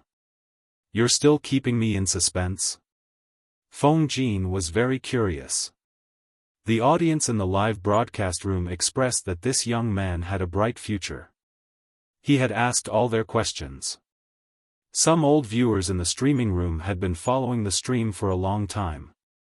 They knew that Jiang Pengji was good at analyzing. They were sure that she had found some clues. Otherwise, it was impossible for her to suddenly attack a stranger. However, she refused to explain.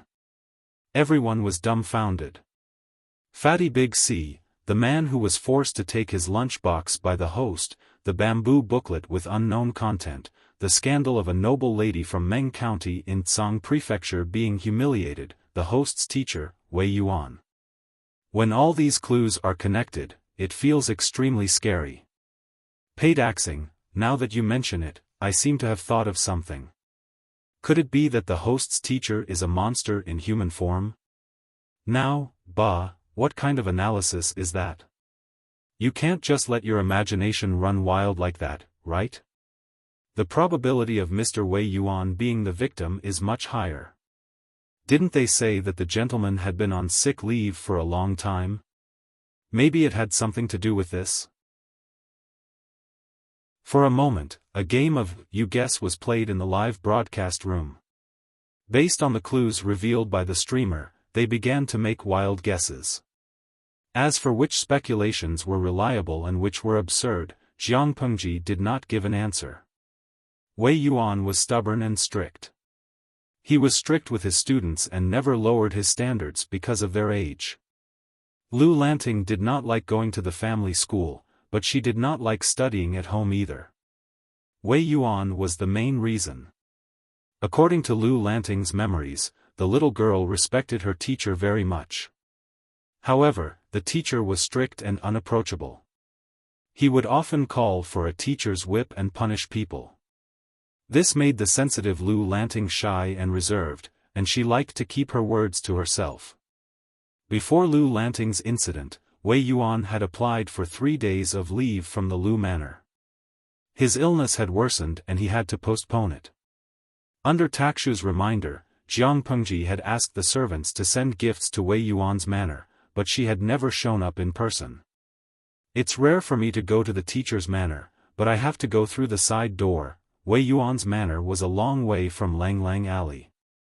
It took Jiang Pengji and Feng Jin a long time to reach it. By then, it was almost midnight. The sky was dark and the surroundings were silent. Occasionally, they could hear the sound of dogs barking. "If you want to visit, you can come during the day." Feng Jin saw that Jiang Pengji was about to roll up her wide sleeves and climb over the wall. His face became distorted, but he did not dare to raise his voice. He could only suppress his voice. "If you are caught, Wei Yuan was famous for his strictness. If his student climbed over the wall in the middle of the night, it would be fine if it was in the front yard, but if it was in the backyard, it would be like having mud fall into one's pants." Lu Lanting was not afraid of anything, but he still wanted his reputation. A bad friend could ruin his life. Jiang Pengji stood in the corner for a while and smiled at him. "What are you afraid of? Come, I'll be your foothold. You can climb over first." Feng Jin was speechless. They looked at each other in silence for a while. Feng Jin took a deep breath. "I don't believe you're that kind. Tell me, how are you going to trick me?" Feng Jin clenched his teeth. Only now did he look like a teenager instead of an old and steady noble young master of an aristocratic family. Jiang Pengji smiled. "Won't you know after you climb over?" Feng Jin looked at her suspiciously, and the uneasiness in his heart grew stronger. "Why don't you climb over first?" There was something fishy going on. Jiang Pengji mocked him. "You go first, and I'll follow." "What if I climb over first? Will you be able to climb over? Don't pretend to be a hero in front of me." Feng Jin was speechless. It was tiring to have such an unreliable companion. Logically speaking, with Feng Jin's upbringing, he would never mess around with Jiang Pengji. But he was only a teenager. He had to maintain a steady image in front of others, and he needed some breathing space when he was alone. Not to mention that he admired Jiang Pengji and wanted to know what she was up to. He had fallen for her trap. Feng Jin gritted his teeth and nodded in agreement. He had left behind a dark history that could not be erased. Wei Yuan came from an ordinary family. His mansion was simple, and the walls were not high. Jiang Pengji lowered her body and crossed her arms, indicating for Feng Jin to step on her. Compared to her decisiveness and straightforwardness, Feng Jin was a bit hesitant. Even though his companion was bold and unrestrained, he always forgot her gender. But no matter how forgetful he was, he could not forget the difference in their genders. "How can you be so impatient?" Feng Jin muttered. He carefully held on to the uneven part of the wall. He had taken off his wooden clogs and was only wearing socks. He stepped on Jiang Pengji's crossed arms with his bare feet. He thought they would fall miserably, but he did not expect his feet to be so steady. He swore that he had never been so rude in his life. He used all his strength to crawl on the wall. "Okay, I'm up. It's your turn now, right?" Feng Jin looked down from the wall. It was a bit high, and he felt dizzy. Pfft! Under the wall, Jiang Pengji burst into laughter. It was especially obvious in the silent night. Feng Jin's heart skipped a beat. "Huayu, why don't you take a look at the other side of the wall? Isn't there a bunch of people guarding there?" Feng Jin was speechless. He had a bad feeling. He turned his head shakily and stretched his neck to the other side of the wall. Within the walls, they looked at each other. Lu Shi. He was furious. It's better for you to die than for me. If it doesn't work, then let's die together.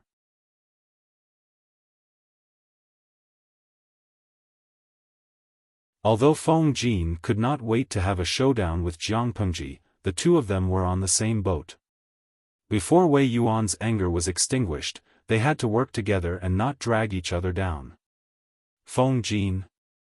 Your surname is Feng? But the Feng family of Shangyang? What does Minister Feng Xianda have to do with you? Feng was a rare surname. In Dongqing, when the Feng family was mentioned, most people would subconsciously think of the Feng family in Shangyang. Wei Yuan looked at Feng Jin's clothes and accessories. They were all expensive and hard to find treasures. It was obvious that his family was not poor. Feng Jin blushed and felt extremely embarrassed. He couldn't answer, but he also couldn't not answer. In the end, he blushed and said in a voice as soft as a mosquito, I am from the Feng family of Shangyang. The minister is my father. Wei Yuan was speechless. Faced with Wei Yuan's almost indifferent expression, some of the quick-witted spectators quickly moved their fingers, drowning his face in the barrage of insults. Now, oh my God, the son of the minister came to my house. Fatty Big C, blue skinny, Xianggu, this guy's background is too big. How should we deal with him? Urgent, waiting online. Hongjun Laozu's Juhua, don't be fooled by my nonchalance. I'm actually burning with anxiety. How can I maintain my cold and aloof image? This guy in front of me doesn't play by the rules. I can't beat his father. Urgent, waiting online. Of course, there were also some insults in a more bizarre style. Sorcerer's girl Xiaofan, that guy is the son of the minister of Shangyang. Despicable, truly despicable. Jiang Pengji thought that Wei Yuan's expression and the barrage of comments made it even more delicious. She was secretly delighted, but her expression did not change. Instead, a chuckle beside her attracted everyone's attention. At that moment, she noticed that there was not only a fully armed servant beside Wei Yuan, but also a young man in his 20s. The man's eyebrows were slightly sharp, and his eyes were dark and lifeless. Being stared at by him made one feel an inexplicable chill in one's heart. His complexion and skin were a bit rough and dark yellow, but his appearance was extremely heroic. Even the gloomy coldness in his eyes couldn't make people ignore the advantage of his facial features. His face was deep, and his lips were slightly dry, with some white skin curling up. It was like a cracked riverbed that had been dry for a long time. The material of his clothes was not very good, and it was a little old.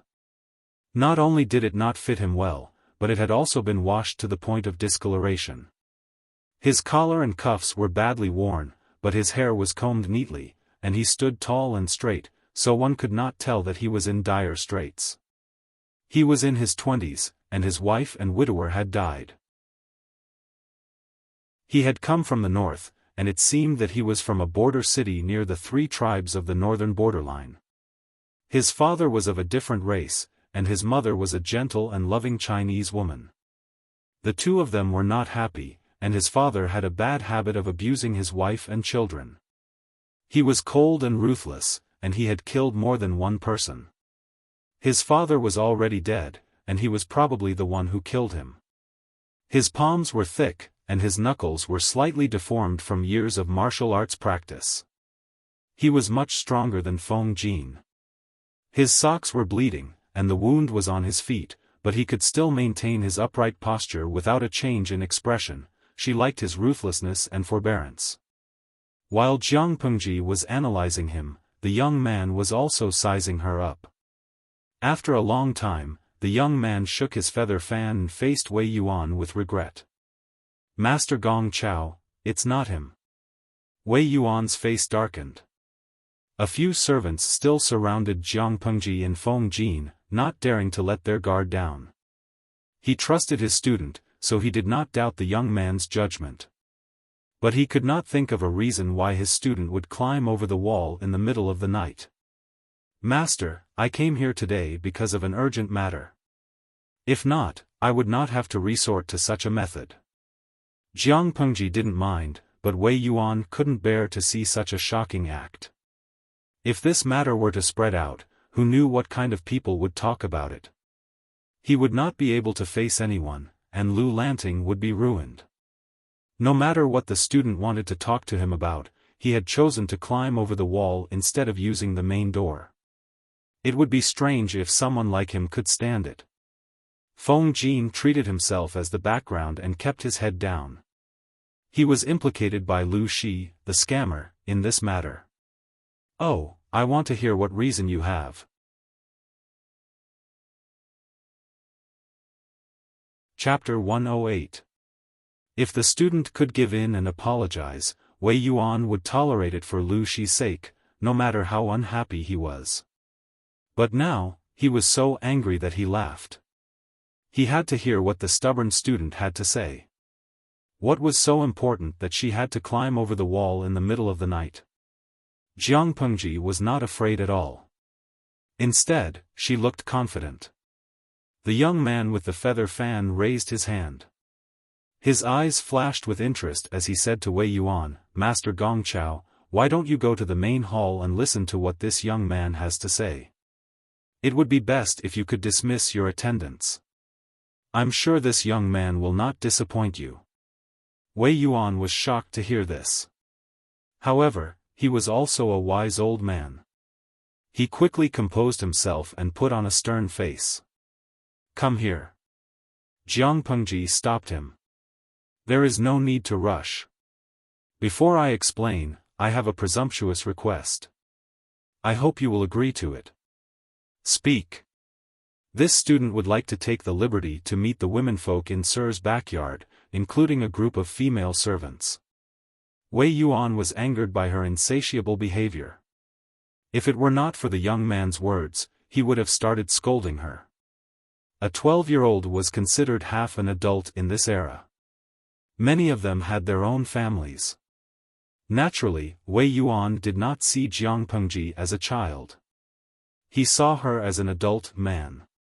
An adult male had climbed over his wall in the middle of the night and even said that he wanted to see the women in his house. Faced with such straightforward humiliation, it was already a sign of his self-restraint that he didn't lash out at him, kick him out, or send him to the magistrate's office. "Love go little Xiaofan." The young man narrowed his eyes and looked at Jiang Pengji. He had an intuition. "Master Gongqiao, you'd better agree." This young man did not come with evil intentions. "I'm afraid it is for your own good." Wei Yuan, who had been furious, calmed down by the young man's words. This change made Jiang Pengji and Feng Jin look at him carefully. Jiang Pengji had exposed the young man's past. The young man felt a chill in his heart, but he could not tell why. Wei Yuan's face darkened. He gritted his teeth and agreed. "Just listen to Wenjing once." Jiang Pengji laughed to herself. It seemed that the teacher's sick leave was fake, and the haunting in the backyard was real. According to this person's temperament, if he found out that there were strange men's clothes or traces of activity in his concubine's room, he would be so angry that his blood pressure would soar. The reason why he had taken leave until now was probably because he had not finished with this mess. He wanted to catch the adulterer, but he ran into her. Wei Yuan walked in front with big strides. Jiang Pengji followed behind him at a steady pace. She was right next to the young man. She smiled and asked tentatively, "How should I address you, Lang Jun?" Feng Jin's expression seemed normal, but there was a hint of displeasure in it. His bad friend had tricked him, and before he could even give him an explanation, he had already hooked up with a weird-looking outsider. How unfair. "I am Qiguan Rang." Jiang Pengji frowned. Although she hated the messy names in this era, she still asked out of habit. "What's your courtesy name?" The young man's eyes were still gloomy, and he said mercilessly, "My young friend, our relationship is shallow. We don't even have a courtesy name. In other words," he said, "I don't know you that well. Don't try to get close to me." Jiang Pengji's heart skipped a beat. She lowered her voice and asked at a volume that only she, the young man, and Feng Jin could hear. Don't say that. Strictly speaking, you are my future brother-in-law. Why do you have to treat me like an outsider? Feng Jin listened attentively, and then he looked confused. Lanting has a sister? After asking, he came back to his senses. Lu, she did have a mistress's daughter, but she seemed to be less than 9 years old. Feng Jin was dumbfounded. However, when her words fell into the young man's ears, it was no different from a sudden clap of thunder. His mind went blank for a moment. You, she interrupted him and repeated her question. What's your courtesy name? If she wanted to know, she had to know. Even if he did not want to answer, she would find a way to make him answer. The young man was speechless. After a while, the young man calmed himself down and said calmly, Didn't you hear him? Jiang Pengji raised her eyelids and rolled her eyes. It's different when you introduce yourself and when others mention it in passing. The young man took a deep breath and faintly sympathized with Feng Jin. That must be how he felt when he was tricked. My name is Qiguan Rang. My courtesy name is Wenzheng. How should I address you? Lu Shi. That's it? The young man waited for a while, but he did not hear anything else. His expression became slightly twisted as he suddenly remembered Feng Jin mentioning Lanting. That must be Lu Shi's courtesy name. Although they had only met for a short while, the young man had the urge to raise his fan and slap her. She was asking for a beating. Jiang Pengji looked at Wei Yuan's silhouette in front of her with a complicated expression.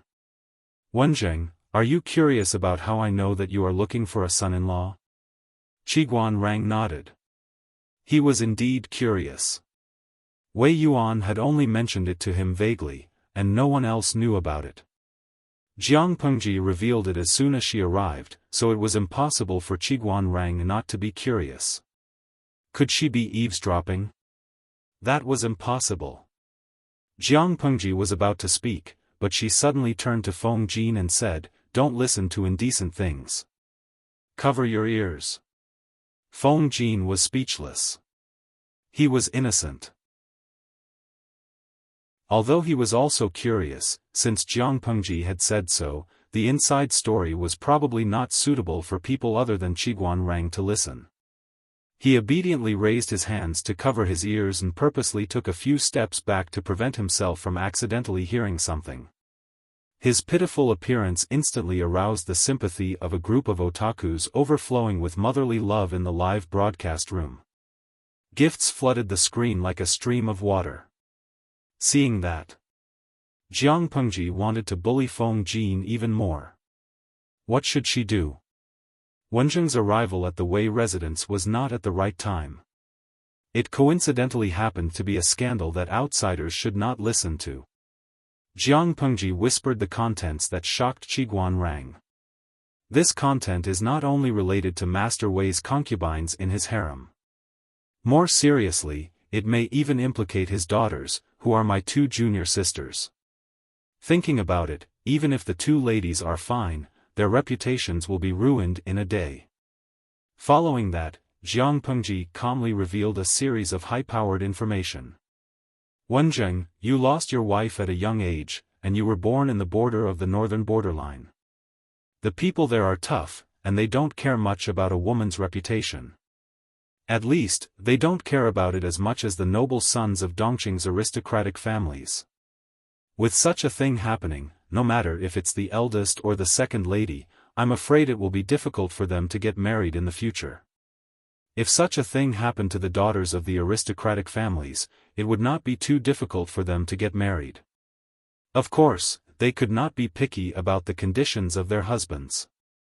They could either marry a son of the first wife with a slightly higher status, or a son of a concubine who was hardworking and talented but had a lower status. Chapter 109. Mr. Wei understands this. He doesn't want to ruin the rest of his daughter's life, but he also doesn't want them to live the rest of their lives in solitary confinement, so he has to find another way out. He thinks highly of your talent and admires you. He might even want to betroth his daughter to you. Now that this has happened, there's no way he'll let you go. I said you're his future brother-in-law. What's wrong with that? Qiguan Rang was silent for a while. Or rather, he was speechless. The young man named Lu Shi's analysis was correct, but he still had a few doubts. Jiang Pengji moved closer and said mysteriously, "It's the First Lady, right?"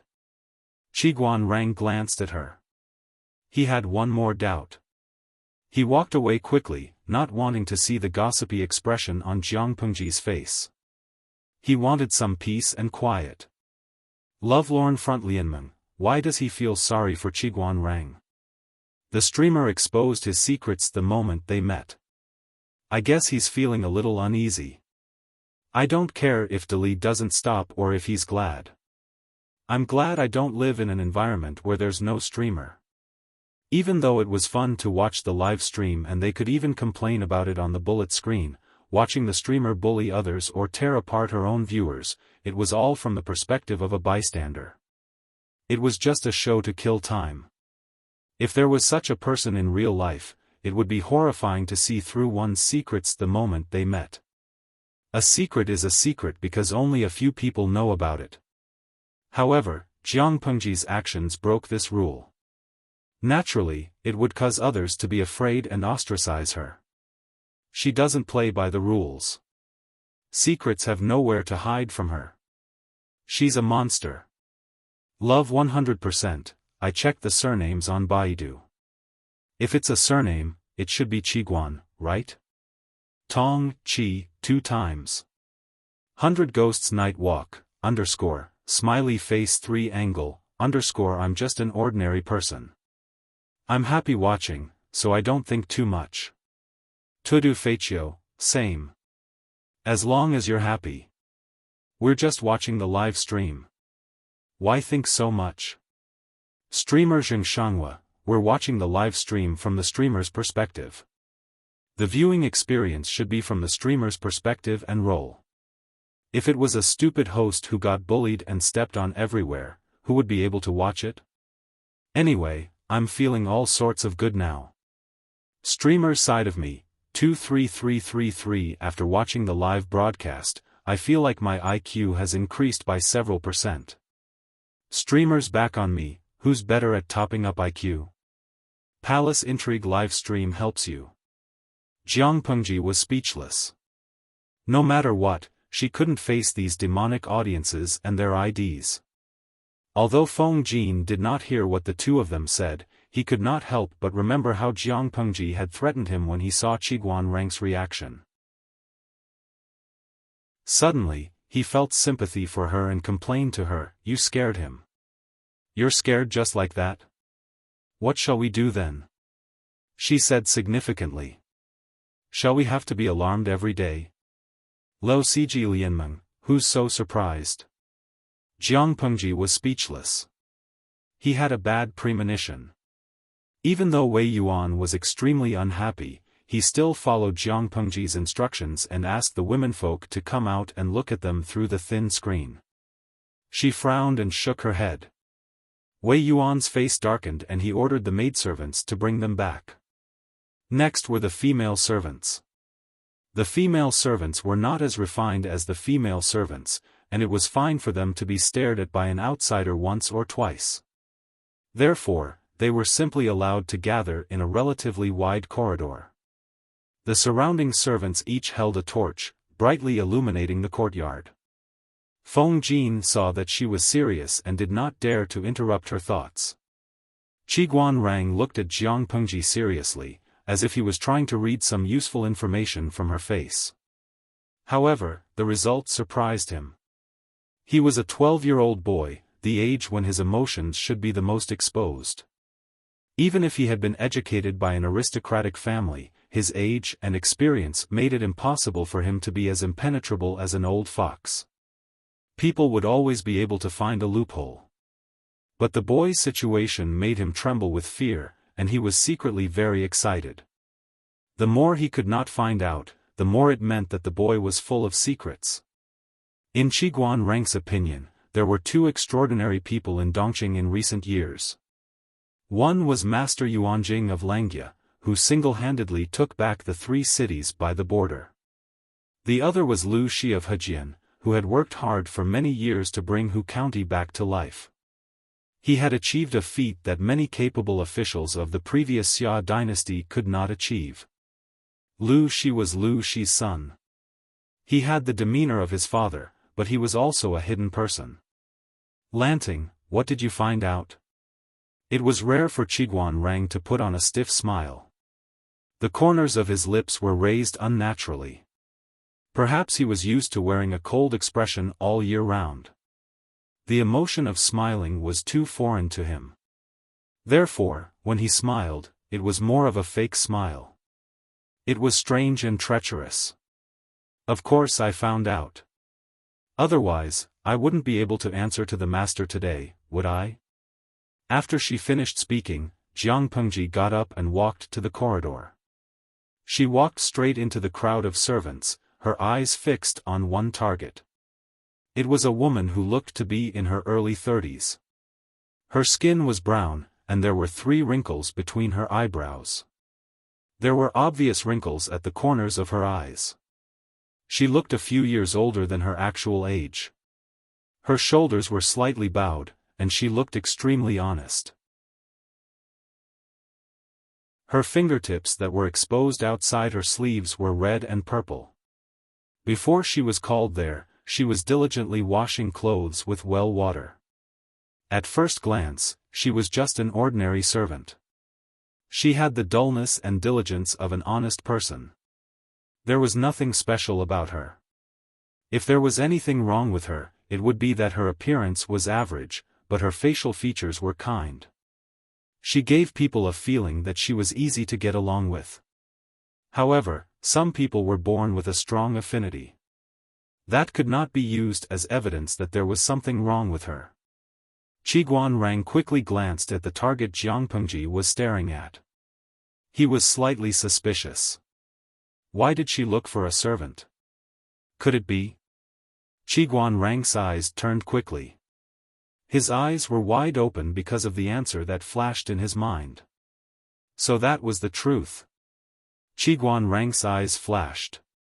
He opened his mouth and said, "Catch that woman." Jiang Pengji walked toward her. The servant kept her head down, as if she was the most ordinary servant. There was no flaw in her expression. However, her nerves were secretly on edge. Until Jiang Pengji was in front of her, her nerves were already at their most sensitive. At that moment, Qiguan Rang's voice exploded in her ears. Or rather, he was completely flustered. He knew that his identity was exposed, and he did not mean to trick him. "You still want to escape?" The person panicked.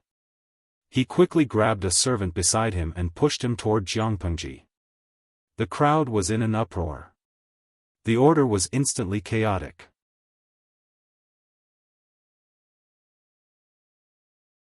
Chapter 110.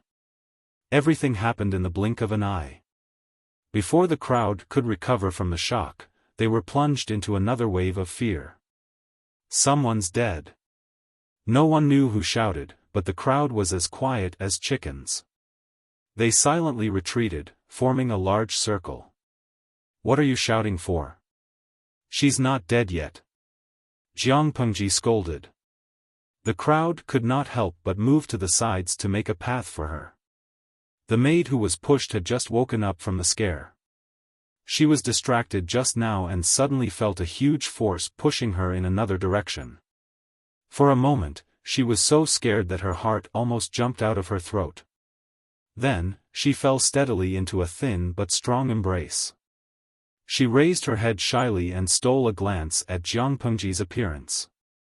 From this angle, she looked as delicate and pretty as a lady. She thought blankly. Then, as if she had touched a fire, she quickly left Jiang Pengji. "Thank you for saving me, Lang Jun." Her voice was as soft as a mosquito's. She did not dare to raise her voice. It's good that you're fine. You and the rest of the servants should go and rest. It's best if you forget what happened tonight. Jiang Pengji stared coldly at the servant who was lying on the ground, her hands covering her bleeding neck. Her voice was cold as ice. The maid did not care. She timidly glanced at Mr. Wei Yuan. After getting his approval, she followed Jiang Pengji's orders. After all, they were not servants of the Lu's. If they listened to Jiang Pengji's orders without hesitation, Wei Yuan would probably feel uncomfortable. This is clearly a woman. Wei Yuan only left his trusted butler behind. The rest of the servants were dismissed. Jiang Pengji saw the sandalwood fan that she had thrown and cut the servant's neck. She bent down to pick it up and wiped the blood off with a handkerchief. How could it be a woman? If you don't believe me, why don't you take off all your clothes and check? Wei Yuan nodded and signaled for the butler to help. Jiang Pengji looked down and stood aside. She was like a spectator in the live stream room. However, the viewers in the live stream room were not calm. They saw the butler roll up his sleeves and touch the servant's crotch. He seemed to pinch it. His face scrunched up like a chrysanthemum flower, and then a look of horror appeared on his face. The scene was too intense. Everything happened too suddenly. They were so shocked that they forgot to comment. Hongjun Laozu's chrysanthemum, */w***, oh, my eyes are going blind. First, the host had stepped on the other party's balls and **ck. Then, an elderly man had touched a woman who looked like a middle-aged woman. Today's live broadcast was too dirty. Streamer Zhengchao Shangguo, I don't care about anything else. I just want to know how it feels. Although the live stream was very dirty, the old driver in the live stream room seemed to be even dirtier. Things like moral integrity were lost after a while. The system, which had not said anything for a while, was bad. The system translator, Lu editor, ***, the viewers in the live stream room are so dirty. Can I control their mouths and their hands? As a system, it's your dereliction of duty if you don't censor certain words. What does that have to do with me? Jiang Pengji pushed the blame away. The system, she sounded reasonable. It could not think of a reason to refute her. While they were bickering, the old butler stood up and walked to Wei Yuan's side. He nodded solemnly. It's really a man. Wei Yuan almost fainted from anger when he heard the answer. He did not have any impression of the servants in the backyard, but he knew that those who did laundry had the right to enter the inner and outer courtyards. In other words, the culprit who bullied his concubine, made him a cuckold, and ruined his daughter's reputation was the wailing bastard in front of him. He was still angry when he remembered that he had accidentally found a male object when he was resting in his concubine's room. What made him feel even more humiliated was that the scandal had already reached the ears of someone who should not have known. Qiguan Rang was the son-in-law that he had his eyes on. He came from a poor family and had a rough life. He was also a widower who had lost his wife. Although his eldest daughter was a bit of a loss, it was not shameful for her to be with him. He had observed Qiguan Rang for a long time and felt that he could be trusted. Since Qiguan Rang was his future son-in-law, even if it was shameful, it was still his family. For the sake of his poor daughter, he was willing to let go of his pride. What harm was there in enduring it? His student, Lu Shi, was also involved. He seemed to be in the know. Otherwise, how could he explain the kid's actions that night? Was he going to make Lu Shi his son-in-law as well? What was more depressing was that if the kid had not climbed over the wall in the middle of the night, the fake woman in front of them would have escaped and they would not have been able to find the culprit. Therefore, he couldn't blame himself, but if he didn't blame himself, he would be holding back his anger, and he would always feel embarrassed. His illustrious reputation had been completely thrown away tonight. As he thought about it, Wei Yuan's usually straight back could not help but slump a little. It was as if he was in his twilight years. Even though Feng Jin did not know what had happened, based on the information that Jiang Pengji had revealed and her reaction, he could roughly guess the truth. When the housekeeper confirmed that the servant was a man, he wished he had been blind. Lu Shi, this naive and sweet, unreliable, friend of his, had actually dragged him into this kind of scandal. Even though he was able to keep his mouth shut, Wei Yuan was probably already holding a grudge against him. It would have been fine if Feng Jin didn't move, but once he did, Wei Yuan noticed him. Wei Yuan was speechless. "Oh, I forgot there's another one." Streamer sighed Shanghua, "Even though I know I shouldn't laugh at a time like this, I can't help but want to laugh.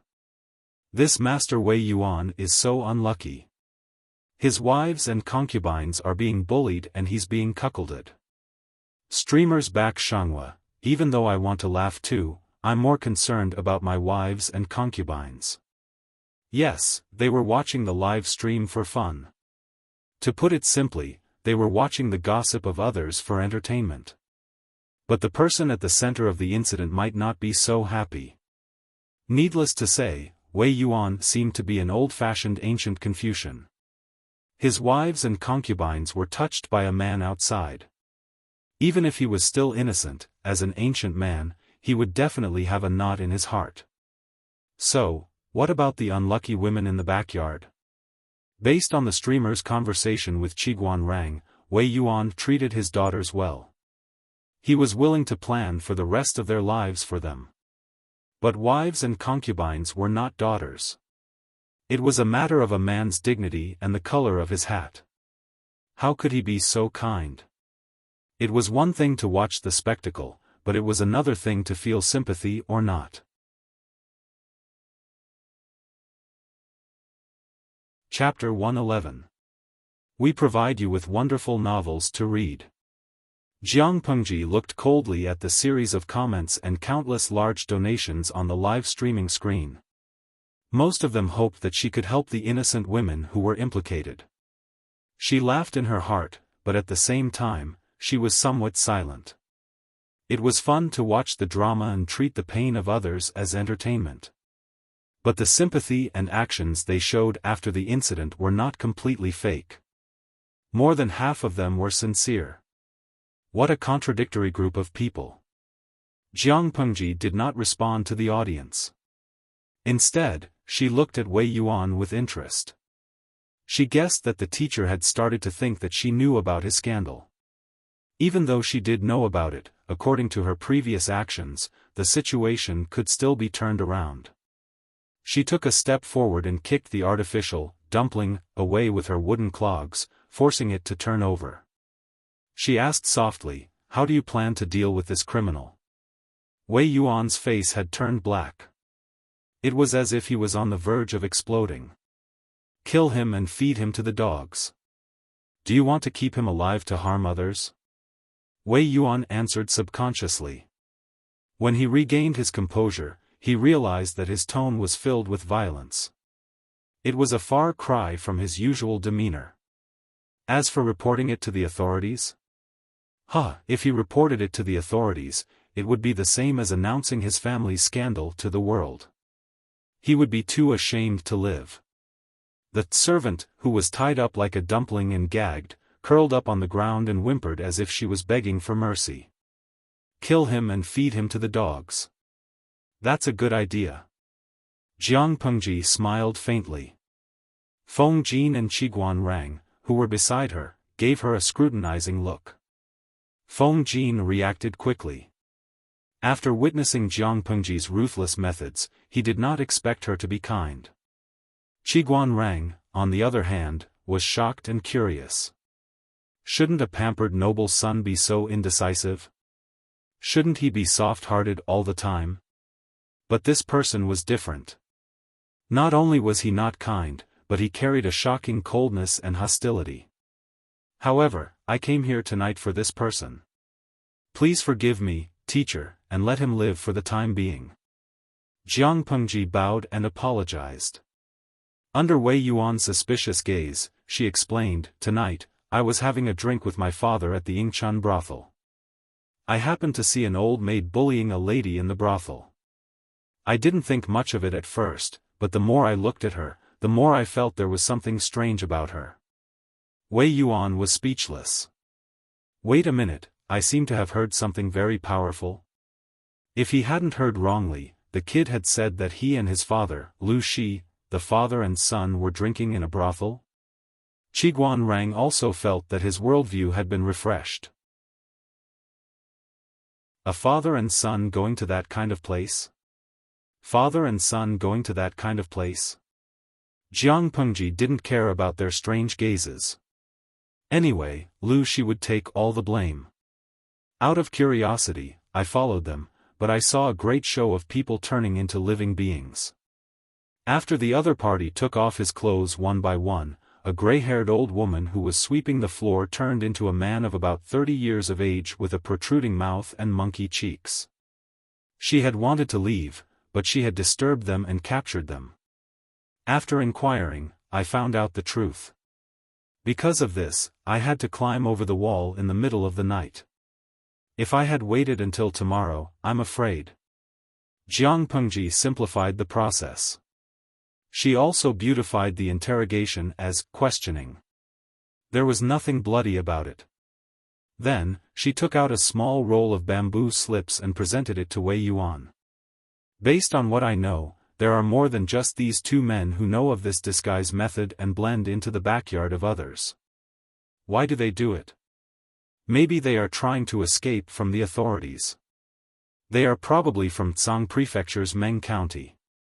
They sneaked to Hejian recently. Jiang Pengji said it in a business-like manner. She was just short of telling Wei Yuan that she had no idea what was going on in his backyard. Of course, this was just an obvious cover. Although it was useless, covering it was better than not covering it. Wei Yuan took the bamboo scroll and looked through it. His face changed from anger to ashen, and then to silence. Although he was silent, the anger in his heart was stronger than before. These vermin. After a long time, Wei Yuan's face turned ashen as he smashed the bamboo scroll in his hand. Jiang Pengji looked down and did not have the slightest intention of picking up the booklet. How is this a proper scroll? It's the great achievements of those guys. On a certain day, they would target a woman or a girl, disguise themselves as a woman, and try to sneak into the family. They would patiently achieve their goal. Not only would they describe the woman's appearance, age, figure, and skin feel, but they would also proudly write down their thoughts after the deed was done. They would also summarize the pros and cons of the operation.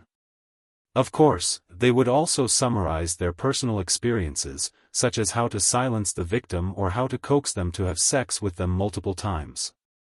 Occasionally, they would mock the man of the house for not being able to satisfy the woman and praise themselves. But that was not the point. The point was the origin of the women. 30% of them were ordinary women from Meng County, Tsang Prefecture, or women who had been widowed for a long time. The other 70% were the concubines of rich merchants and poor families. There were even some unmarried girls who could not escape the clutches of those people. What's more, Wei Yuan even saw some of his acquaintances in the scroll. When he thought of his acquaintances in Meng County, Tsang Prefecture, doing the same thing, he felt anger and sympathy. Fortunately, he did not see the contents of his own backyard. Otherwise, he would not be able to face his students. These people were originally from Meng County, Tsang Prefecture. They are arrogant and familiar with their methods. It's not the first time they've done this. What a joke. If they were not familiar with it, they would not have been able to write such a concise and comprehensive afterthought. In the other room, Qiguan Rang had already picked up the scroll and skimmed through it. After Wei Yuan calmed down, he frowned. If the contents are true, then the truth must be shocking. Jiang Pengji snorted. It's not just shocking. Look at this scroll. What did you discover about the materials used to make the bamboo slips? Look at the handwriting. Although it is not the work of a master, you can see that it is a solid foundation. If it was not for hard work, how could one have such skills? Besides, these families are all famous people in Meng County, Sang Prefecture. Their backyards may not be as thick as an iron bucket, but it is not a place that ordinary servants can enter. How can a lowly servant easily come into contact with an unmarried wife or a married woman? Wei Yuan did not say anything. Qiguan Rang sat up straight and waved the feather fan in his hand. His cold eyes shone brightly. Everyone knew that these vermin who had been harassing women in other people's backyards for fun had a powerful background.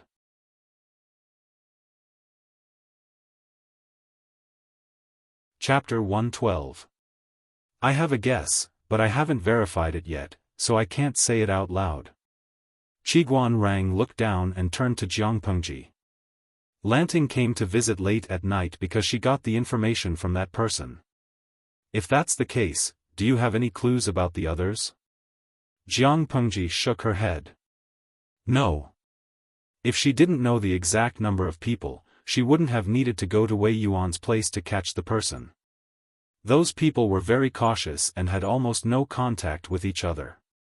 If you trust me, you can hand the person over to me. I guarantee that he will tell you everything about his ancestors.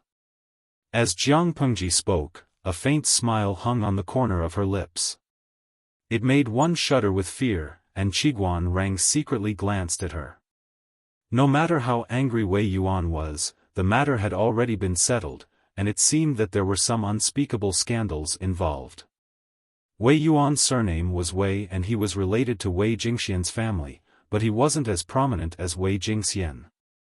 If it was just a normal rapist, he could just kill him in secret.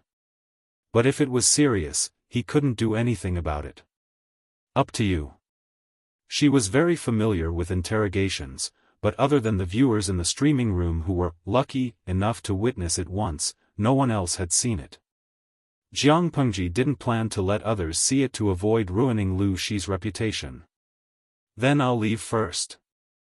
I'll come back to you after I get some information. Then she led the others away. Feng Jin stayed with Wei Yuan and Jiang Pengji. Qiguan Rang watched her leave. Suspicion flashed in his eyes, and he kept hitting his knees with his feather fan. Second Lang Junlu's way of doing things is a bit strange. He's completely different from what Mr. Wei said. Feng Jin was lost in thought when he heard Qiguan Rang's words. He snapped back to reality and looked at Qiguan Rang. Lanting is a bit out of line, but it's not strange. She's still a child, and she's at an age where her temperament isn't stable. If she's not restrained, she'll go astray. If there's a big change, it's normal for her to change. Feng Jin defended Jiang Pengji gently, which made Qiguan Rang look at him. Accident? Wei Yuan suddenly remembered that due to family matters, it had been a long time since he had gone to the Lu residence to teach a student. He didn't know much about this obedient and sensible student, who he rarely worried about. He didn't even know what had happened to make this student seem like a stranger. In the past, Lu Shi had always treated him with respect and even fear. Now, he was still respectful, but it was more on the surface. Mister, you don't know? A few days ago, the bandits in the mountains ran into Lanting and a group of noble ladies in Hejian County and took them away. If not for Lanting's quick wit, they might not have been able to escape unscathed. It must have been that incident that caused Lanting's temperament to change. Feng Jin didn't know what kind of person Lu Shi was in the past, and he didn't deliberately dig into it. What he saw was the willful and cunning Jiang Pengji. I've never heard of such a thing. Wei Yuan's expression softened, and there was even a hint of guilt on his face. A teacher for a day, a father for life. This saying was not only useful for students, it was also useful for teachers. Even though he always felt that his students' comprehension was too low, his reaction was too slow, and his spirituality was insufficient, he was still a student that he had taught for many years. He had feelings for his student. Something so big had happened to him, but as a teacher, he had neglected it.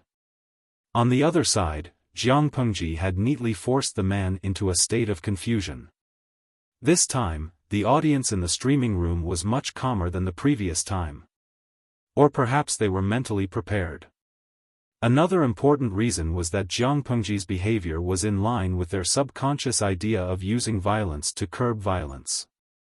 If they sympathized with the beast that had harmed so many innocent women, who would sympathize with the poor women that had been abused? The ancient times were not their era. If a woman were to experience such a thing, it would be equivalent to ruining the rest of her peaceful life. Therefore, there was no need to sympathize with the beast. However, even though they didn't want to punish Jiang Pengji, they couldn't stand the way she did things while commenting on the bullet screen. It was as scary as the ring of death. They were scared, but they couldn't bear to leave the streaming room. They could only use the bullet screen to protect themselves from the horrible images. Wuliang Tianzuan, high energy ahead, bullet screen protection. All the mighty ones will defend with me. Now, prosperity, democracy, civility, harmony, freedom, equality, justice, rule of law, patriotism, professionalism, integrity, friendliness. Similar duplicated bullet screens filled the entire live streaming screen, forcing Jiang Pengji to temporarily turn them off. "What's your name?" Jiang Pengji asked the most basic question. "Lin Zhouzi." Her mouth twitched. The previous one was Lin Gosheng, and this one was Lin Zhouzi. Honestly, were they really not picked up by their parents from the garbage dump or given to them as a gift? It was such a name. Because of this new idea, Jiang Pengji did not follow the previous direction. Instead, she chose a different path. "Do you know where the other accomplices are?" As she spoke, she took out a roll of cloth from the man's clothes. There was also a small bamboo scroll inside. The contents of the scroll were similar to the previous one. They were all women from Meng County. The only difference was that the names of these women were different.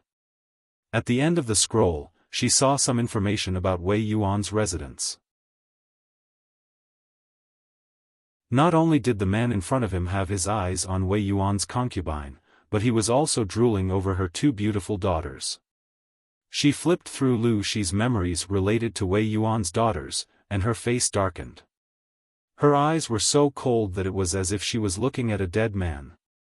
She lifted her hand and removed the bamboo scroll. Then, she crushed it with her bare hands. After a while, she threw the crushed bamboo scroll on the ground and used her wooden clogs to cover it up. Following Jiang Pengji's questions, the man told her everything he knew. His expression was muddled, and white foam kept coming out of the corner of his mouth. His face turned from red to pale, and then from pale to green. His breathing was sometimes rapid and sometimes slow. Jiang Pengji knew very well that it was impossible for a normal person to survive torture in ancient times. Not only would torture bring great harm to the body, but it would also cause a devastating blow to the fragile spiritual realm. Moreover, this kind of collapse was irreversible. Even in her era, when the medical development of the spiritual realm was so advanced, there were not many lucky people who could recover. There was not much time left for her to ask questions.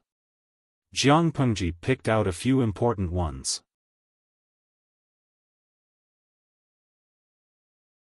Chapter 113.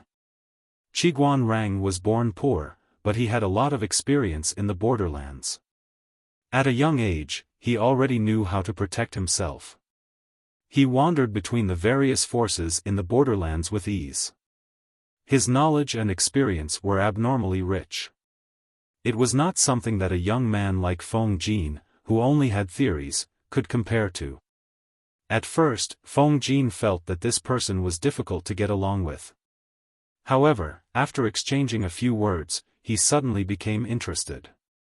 After a few rounds of probing, Zhang Xian felt as if he had met his match. During the conversation, the way he addressed him also changed from the distant Langjun to Wenjing. In ancient times, the friendship between men, especially scholars, often developed from that instant of palpitation.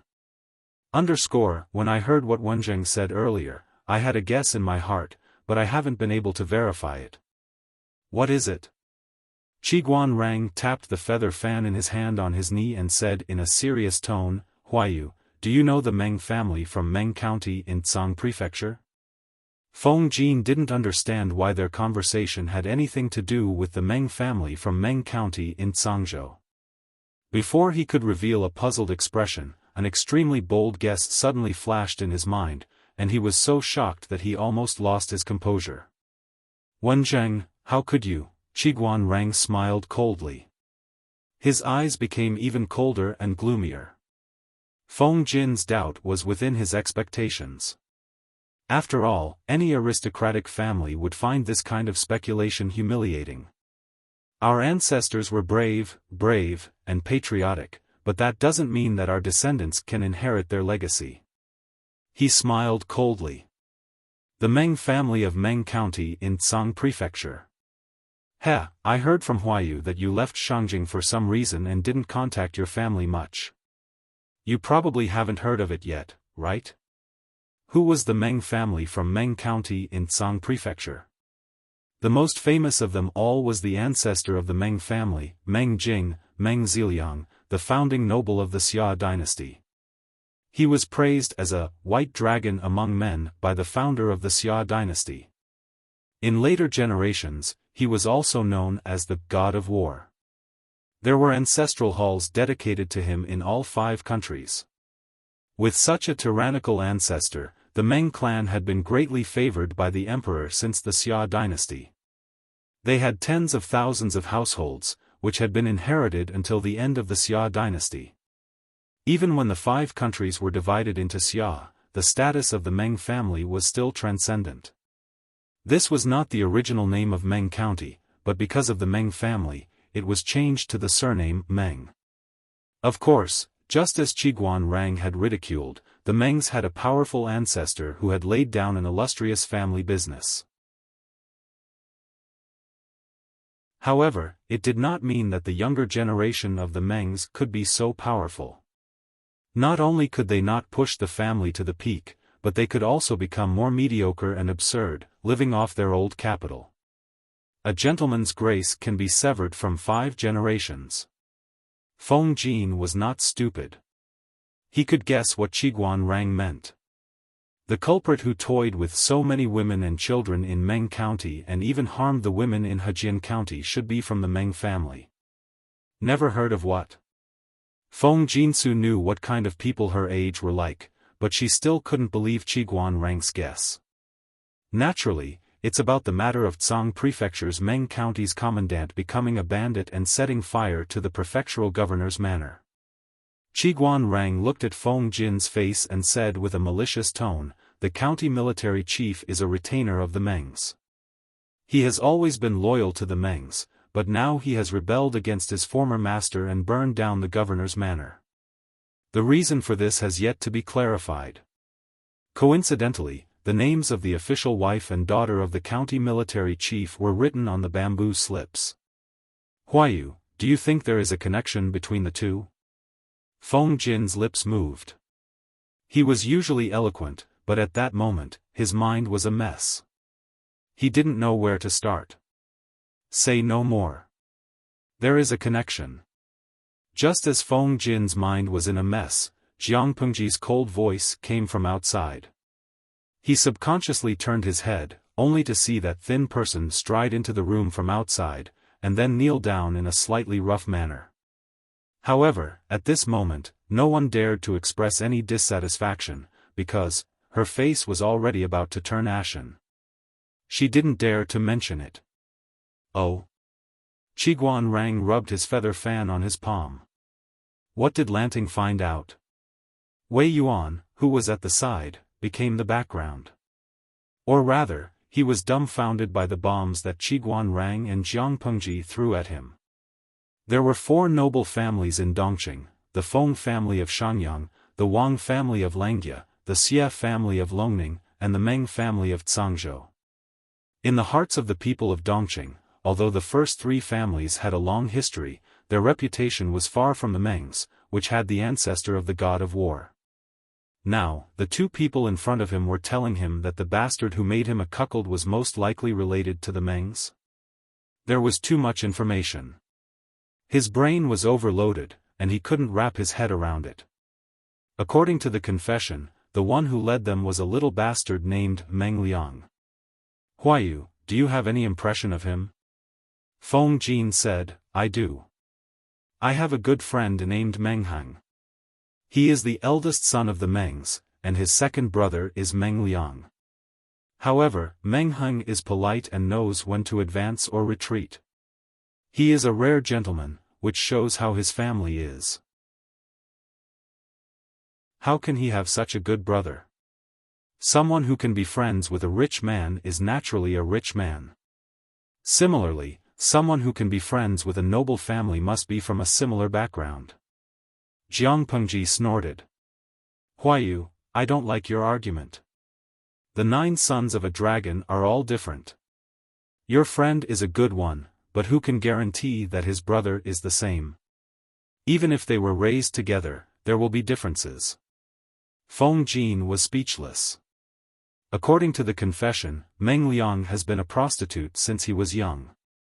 His mother indulged him, and his father spoiled him. When he was 11 years old, all the maids and servants in the house were touched. None of them escaped. But this person likes the new and hates the old. It has become a habit for him to rape women. Although the audience in the streaming room already knew some of the inside information, they were still stunned by the valiant young man. Hongjun Laozu's Jiuhua, #cry. Others have been with thousands of women at the age of 11. Iron bars are ground into needles. I am still single. Guomin's husband Baiao Boshan, #cry. Single +1. Are there any sisters who pity me? Zixia Yilianken, I, Yilianken, am convinced. Zixia Zhao Ritian, I, Zhao Ritian, am convinced too. Zixia Long Outyan, I, Long Outyan, am convinced too. Jiang Pengji, could the style of the streaming room be unified? At least not at such a serious moment. It almost made her laugh.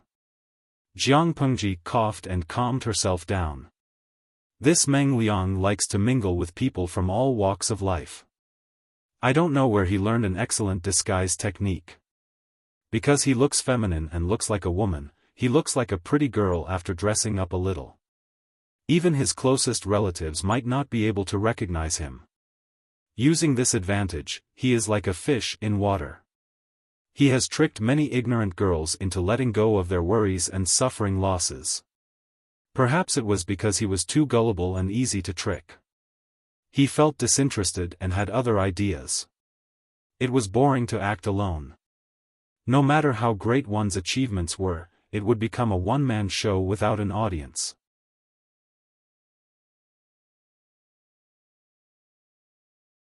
Chapter 114. If one walked too much at night, it was only natural that they would run into ghosts. Meng Liang had been fooling around for too long, and there were times when he would give himself away. It was a pity that the Meng family, the local tyrant in Cangzhou, was so powerful that they completely suppressed the voices of the victims. In the end, they made a false accusation, causing the victims' families to break up and die. Seeing this, the victims could only grit their teeth and endure the humiliation. With his family protecting him, Meng Liang became even more unruly when he saw that he had only been scolded a little. Eventually, he got into big trouble. That day, the military officer brought his wife and daughter to the Meng residence to celebrate the old matriarch's birthday. When Meng Liang saw his wife and daughter's beauty, he was overcome with lust and wanted to imitate them. However, the military officer's wife was not an ordinary woman and saw through his disguise. Meng Liang held a grudge against him, so he used his father, Meng Zhan's name as an excuse to lure the captain out of the mansion. He took a few of his friends from all walks of life and took the opportunity to rape the captain's wife and daughter. The commandant's wife was still breathing, but her daughter had been raped to the point where she had lost her breath. In the end, she also went crazy and killed herself. Both mother and daughter died tragically. By the time the county commandant finished his work and returned home, it was already 3 days later. Only then did he find out that his wife and daughter had died. The Meng family concealed the cause of death and disposed of the body. Meng Liang was also restrained for a period of time.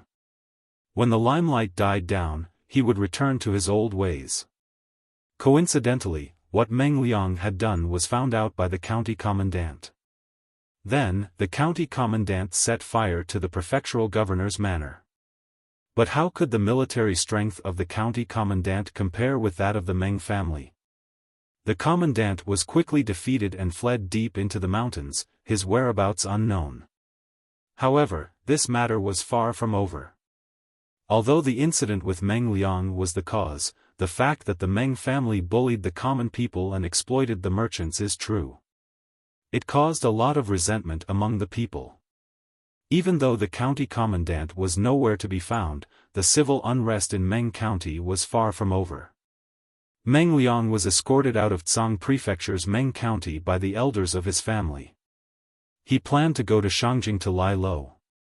His friends from all walks of life were also afraid that the Mengs would blame them for leading Meng Liang astray, so they followed Meng Liang and left Meng County in Tsang Prefecture. Feng Jin was dumbfounded. Such an absurd thing, he thought he knew enough, but he didn't expect Meng Liang's actions to change his bottom line. No matter what, the Meng family is still the descendant of a good and loyal family.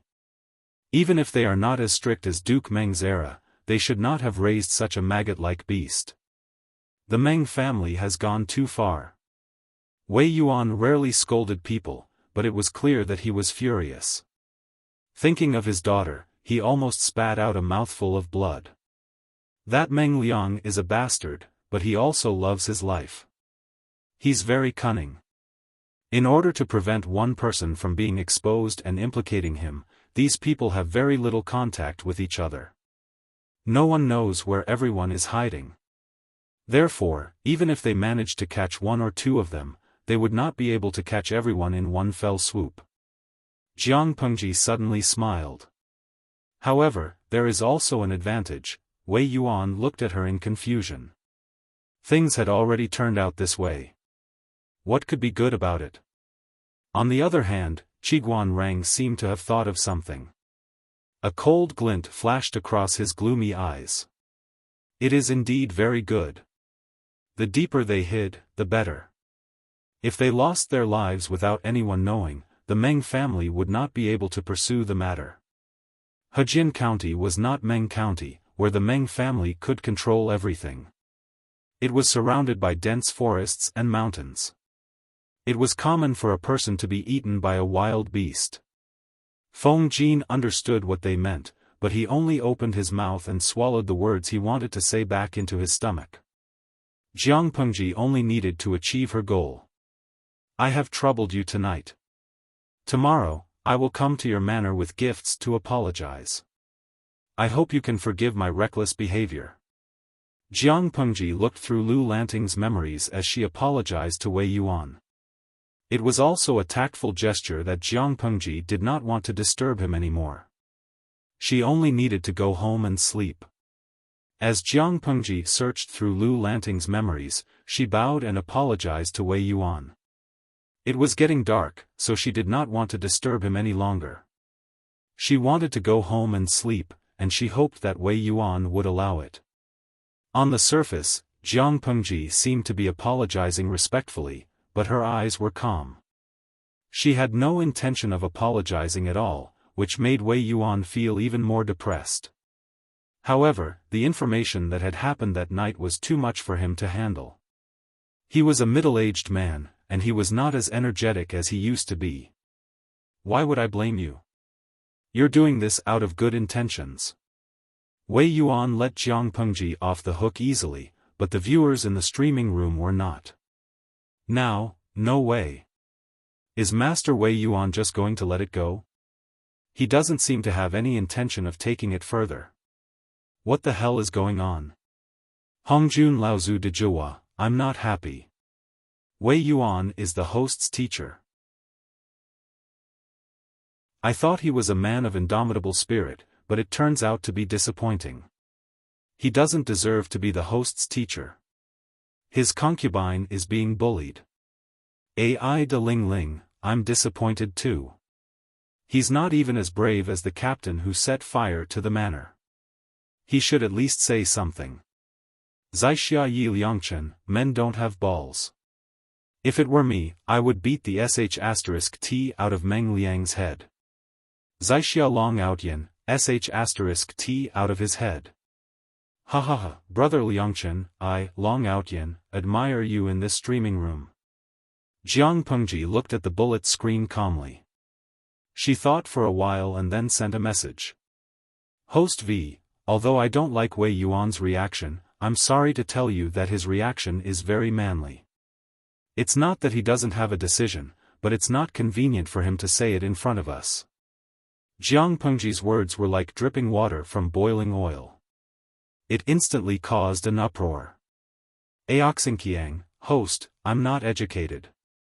Don't mess with me. How can he be considered a man? Jiang Pengji looked out the window, speechless.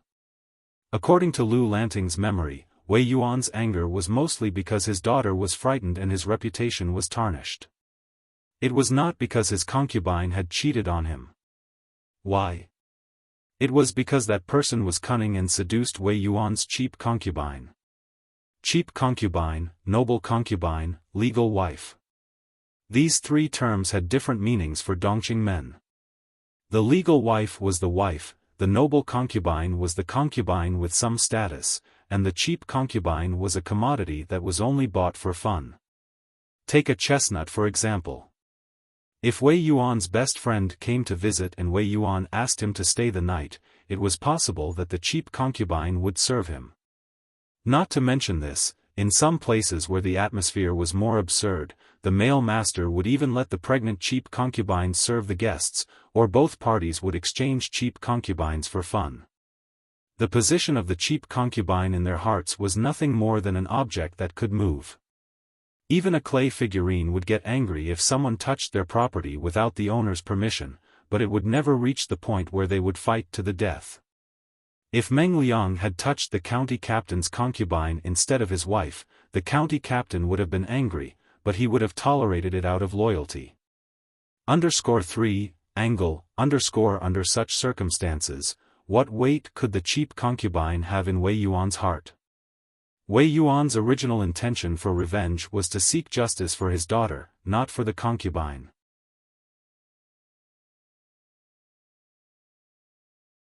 Chapter 115.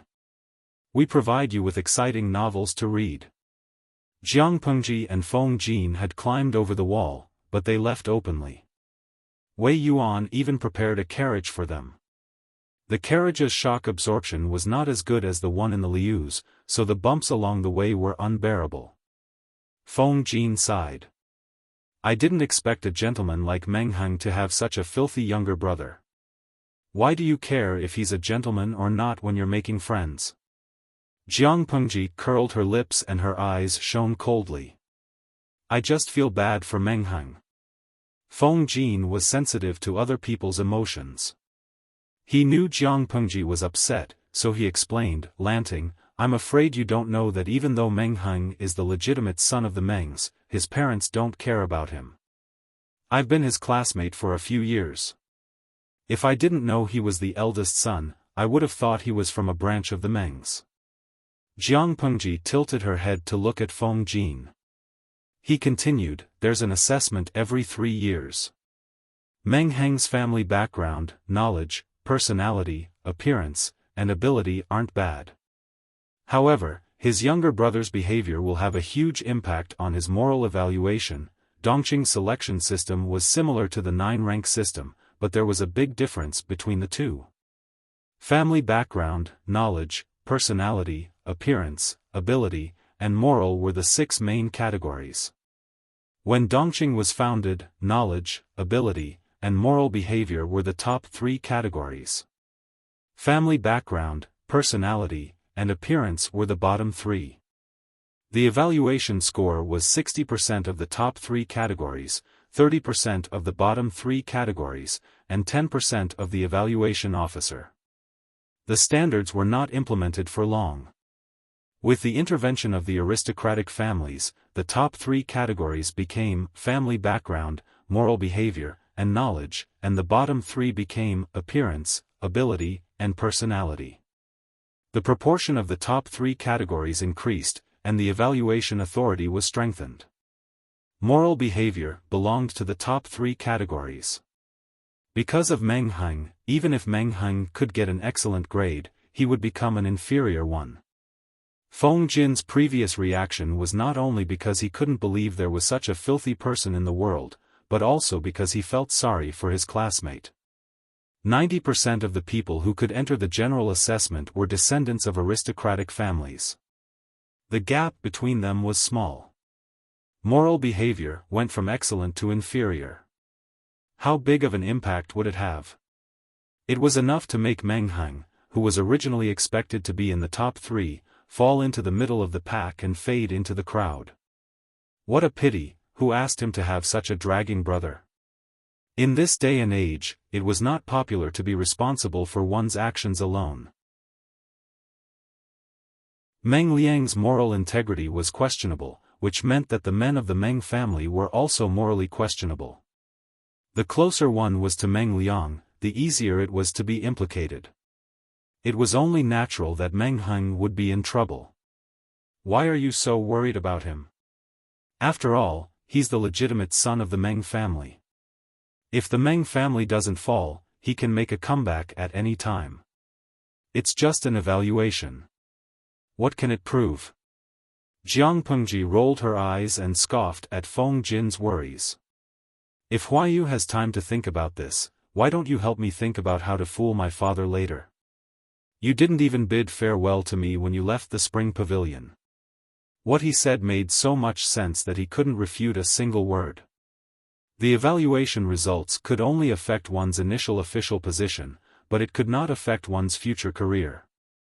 No matter how much Meng Heng was not loved by his parents, he was still the eldest son of the Meng family. If he wanted to inherit the family in the future, he would have the support of the Meng family. Jiang Pengji secretly glanced at Feng Jin's expression and couldn't stop laughing in her heart. How could Dongqing not be chaotic when all the aristocratic families were messing with the court? Meng County in Song Prefecture was just a small flame. Although it was small and weak, who could say that it did not have the potential to set the prairie ablaze? Lu County Chief is not an ordinary person. How can we hide from him? Feng Jin shook his head and tried to persuade Jiang Pengji to accept her fate. Jiang Pengji snorted. Since Huayu said so, I have an idea. I just need to tell my father that there was a prostitute selling herself in the nearby pavilion and urged me to join in the fun. I left in a hurry and was afraid of being scolded by my father, so I didn't report it. Feng Jin's friends were dumbfounded. Was this the rhythm of throwing all the dirty water at him? Could they still be friends? Lanting. Feng Jin's cheeks were red with anger. He had never seen such a rascal. I was just joking. Huayu, do you really think I would do that? Jiang Pengji made a disappointed and sad expression. Together with the gesture of holding his heart, Feng Jin was angry, but he felt even more aggrieved when he was not angry. He had made a bad friend by mistake. Outsiders say that Lu Shi's son is unrestrained and unrestrained. What they say makes sense, Yi Futian said. It's a waste to be frivolous when you are young. If you don't be frivolous, you won't be able to be so when you are old. Jiang Pengji didn't seem to hear the ridicule in Feng Jin's words. Instead, she lectured him shamelessly. I'm not criticizing you, but you look like you have seen through the world at such a young age. You talk and act like an old scholar. Your steps are more delicate than a girl's, and your voice is gentle. He had rowed his boat all his life without oars. The corner of Feng Jin's mouth twitched. Not to be outdone, he retorted, if that girl is you, I'm indeed too delicate. Jiang Pengji was speechless. The audience in the streaming room held their melon seeds in their hands and watched the two pretty boys bicker. They all expressed that they had been forced to eat candy. Lanky Yubuja, ha ha ha, the young Feng Jin has been bullied by the streamer for so long. He finally stood up for himself. Jinyan, you are stupid, what are you talking about? The streamer is obviously looking at the young Feng Jin's counterattack with a doting expression. Zixia Yi Liangchen, I'm on the streamer's side. The CP can be broken but not reversed. The streamer will always be the aggressor. Zixia Long Outyan, absolutely. All the little subs who try to counterattack are paper tigers. Lo Ciji Lianmeng, the streamer's childhood sweetheart, is the aggressor. The CP matches with the streamer's doting smile. It's even more delicious. I see your chrysanthemum is poisonous, heresy. The streamer's CP is me. She is a cute baby. 9 times in one night, */w***, faced with such a toxic audience, even Jiang Pengji could only be speechless. To be honest, it was the first time Feng Jin had mentioned Jiang Pengji's gender. Huayu, there's something I don't understand. You know I'm a girl. Why are you still friends with me? Feng Jin glanced at her and said bluntly, apart from your body, which part of you looks like a girl? She couldn't blame him for always ignoring her gender and treating her as a man. Friends were friends. Gender didn't matter. It only mattered if their temperament was compatible. Jiang Pengji looked at the screen full of ha ha ha and raised her eyebrows. Vulgar words. Feng Jin said, it varies from person to person. Jiang Pengji, did this kid take the wrong medicine? Was he asking for a beating? Fortunately, Jiang Pengji was a person with a strong mentality. Feng Jin's skills couldn't affect her much.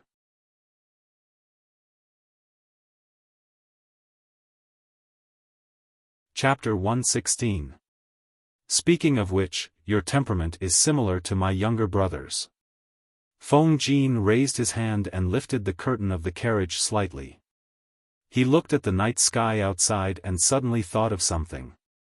His face was warm, both are so mischievous and love to tease people. Jiang Pengji replied in disbelief, teasing?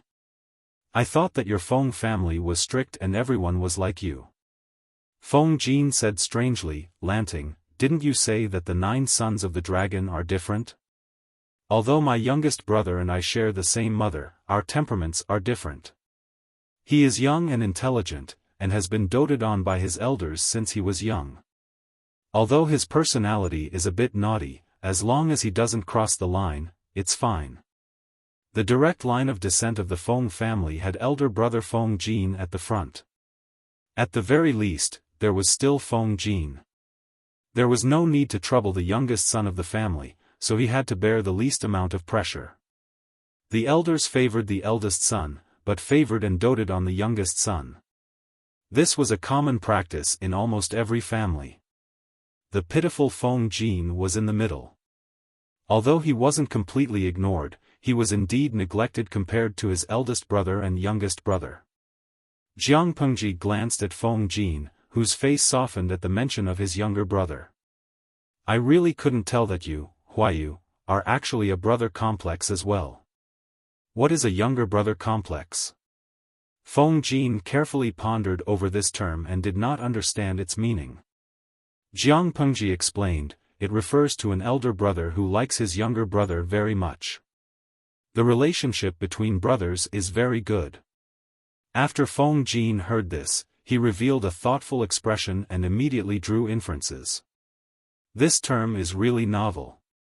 In that case, there are also terms like brother complex, sister complex, or sister complex. That's roughly what it means. It describes the deep relationship between siblings. Yes. Jiang Pengji nodded. You are worth teaching.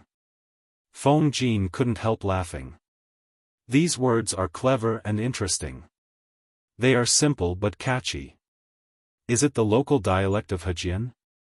Jiang Pengji said with a natural expression, I heard it from a traveling merchant. I don't know where it came from. The young man pondered for a while and said with a smile, so, I can be considered a brother complex? Jiang Pengji chuckled. I know you three brothers have a good relationship. Next. Rumors stop with the wise, and chats stop with laughter. However, Feng Jin did not understand the joke. He changed the topic and talked about other things with Jiang Pengji. Lanting, have you talked to County Chief Lu about going to Langya? Jiang Pengji was not a person who liked to stay in one place without moving. Hejian County was not small, but it was not big either. I did. Father is very supportive of me going to Langyi to study, but he said that I don't need to reveal my mother's name. Jiang Pengji rested her elbows on the table and supported her chin with her right hand. Her body was tilted. Her bold and unrestrained sitting posture was an eyesore to Feng Jin. At first, he didn't understand, but after thinking about it, he vaguely understood the intention of Lu Shi's decision. Master Yuanjing was a real famous teacher. Although he would take care of Lu Lanting for the sake of the ancients, his initial impression of Lu Lanting was not as good as his teacher. It was not as if Lu Lanting was incapable.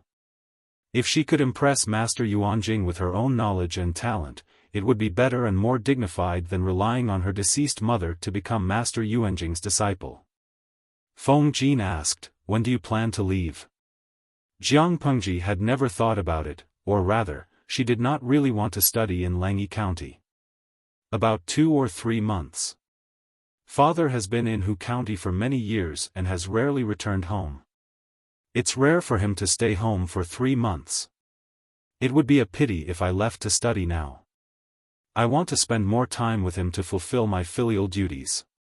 Moreover, I need Master Gongcao's permission. Jiang Pengji's words were half true and half false. Jiang Pengji only said it to give Feng Jin an explanation. When parents are around, one should not travel far. Children should be filial to their parents. Lanting's way of thinking is the right thing to do. Feng Jin could not help but think of himself. If it were not for the fact that his parents were healthy and his siblings were still around, he would not have left home. If Lanting goes to Langyi in 3 months, I'm afraid you and I will have to be separated for some time. Jiang Pengji turned to him and asked, are you leaving Hejian County? Feng Jin nodded and added, but we won't be leaving in the next 2 days. As for when we leave, that will depend on 4th Langjun. Even though Wu Majun was not valued by the emperor, he was still a prince. Feng Jin still had to respect his decision. Jiang Pengji raised her eyebrows and sneered.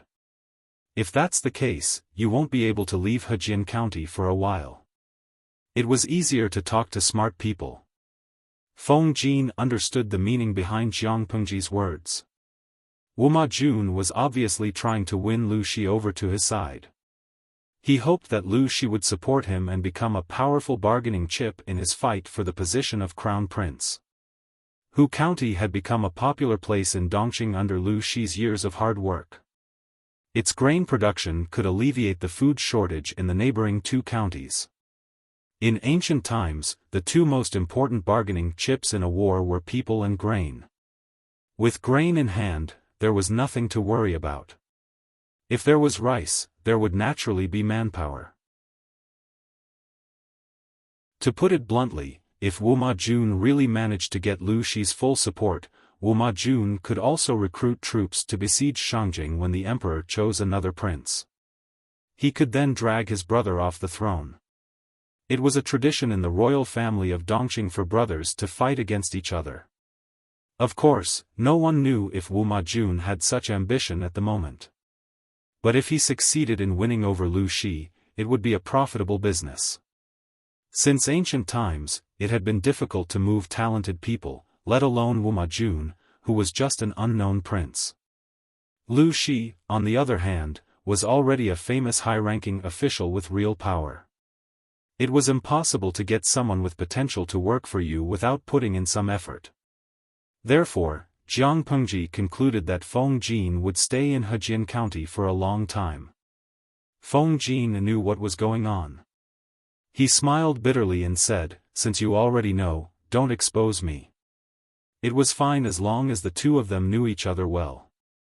It would be embarrassing if they were to expose each other. Jiang Pengji's thoughts lingered on Wu Majun. She suddenly remembered something. "Huayu, I remember you saying that you're not engaged yet?" Feng Jin nodded and laughed. He guessed, "Why do you ask? Don't tell me you want to be a matchmaker." If it was someone from ancient times, he or she would not have said that. But Jiang Pengji did not have that concern. She looked at Feng Jin and said, "I do have that thought. Huayu is a good candidate for a husband. We should keep the goodies to ourselves." The smile on Feng Jin's face froze for a moment, and then he revealed an embarrassed expression.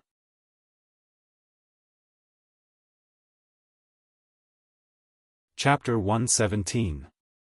Jiang Pengji nodded and acknowledged his guess. Father said that Madame Wei seems to have taken a liking to Wu Majun. She wants to marry Jing heir to him. It's not that I'm bad-mouthing people behind their backs, but Wu Majun really isn't a good candidate. If Jing heir really marries him, she'll suffer in the future. How can I bear to see that happen? Jiang Pengji was very patient with the cute girl. Most of the time, she cherished her. Wei Jingxian rarely interacted with Jiang Pengji, but to the original Lu Lanting, Wei Jingxian was like a sister. She was very important. Feng Jin was speechless. Even though he did not think highly of Wu Majun's character, his evaluation of him was not as low as Jiang Pengji's. "I don't know how Masanori offended you, but you seem to hold a grudge against him. Don't you also dislike him?" Jiang Pengji rolled her eyes. "I treat Jing like a sister. Put yourself in her shoes and think about it. If it were you, would you be willing to hand your sister over to that kind of person? It's true that I don't really like him, but other than a few people, even Zhengzi himself didn't realize it. Lanting, you have good taste. To be honest, if it were me, I would be worried as well. It's just that if you entrust it to me, would you be at ease? Although I don't really care about the young talents of the younger generation in Dongqing, I can guess that you must be the ideal son-in-law in many people's eyes. I can't be wrong." Jiang Pengji said seriously. "Actually, this is just my own wishful thinking. Just as you said, the marriage of children is decided by their parents. It seems useless to talk about this here." The scenery smiled without saying a word. From his point of view, Jiang Pengji mentioning this matter was a little strange, but it was also human nature. Previously, many classmates wanted to introduce their sisters to him, but he rejected them all.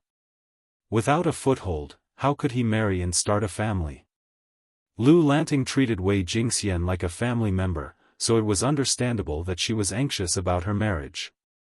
The only awkward part was, Wei Jingxian was someone else's daughter, and her parents were still alive.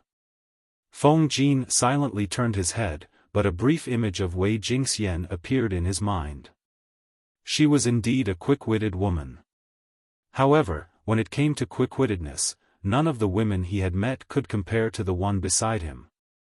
Unfortunately, according to County Chief Lu, he had no intention of restoring his identity.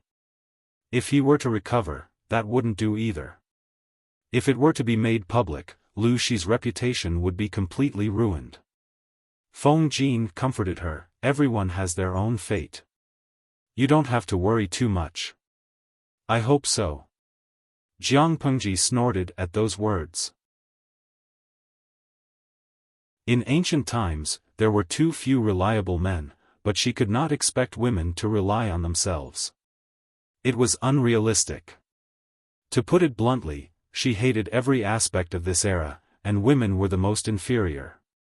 While they were talking, the carriage had already stopped in front of the spring pavilion. Yes, they did not go to the Lu residence, nor did they go to the place where Feng Jin was staying. Instead, they went to the spring pavilion. It was already late at night, but the street was still brightly lit. The shadows of the people in the street looked especially fleeting under the candlelight. Jiang Pengji went straight to the private room. Lu Shi was sitting by the table with a delicate book in his hand. He was reading the book carefully with his eyes slightly lowered. The performers in the corner of the room were still singing in Wu Nong's soft voice. Wu Ma Jun sat beside him with a happy expression.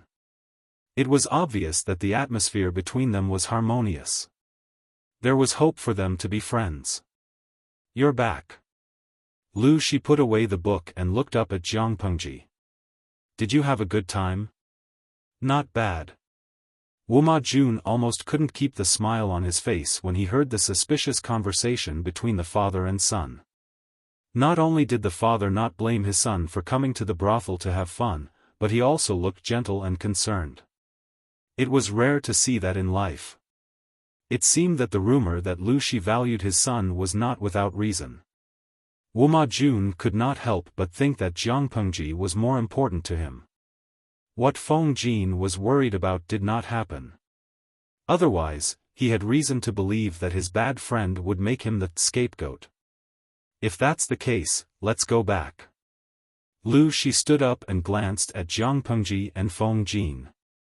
He furrowed his brows and kept a cold face. "If you want to come over to listen to music in the future, remember to inform your mother first." Jiang Pengji nodded.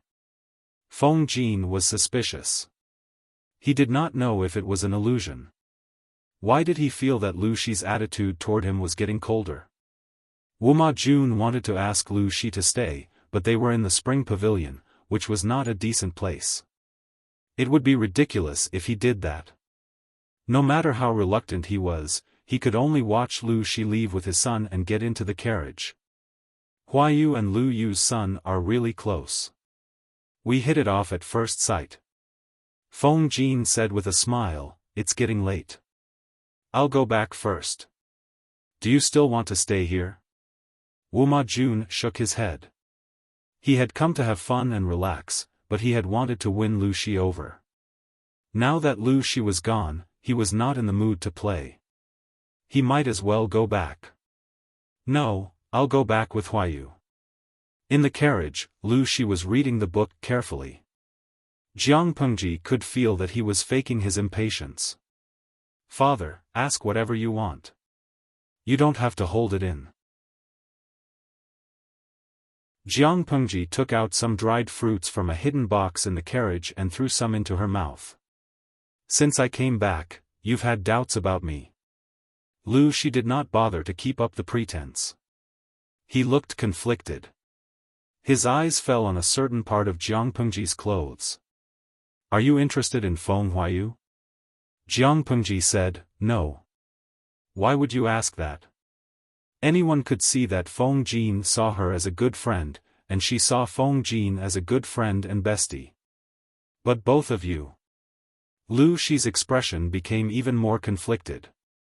If the daughter was the son and Feng Jin was the woman, as her father, he could at least ask in a subtle way if the two of them had done anything improper when they went out just now.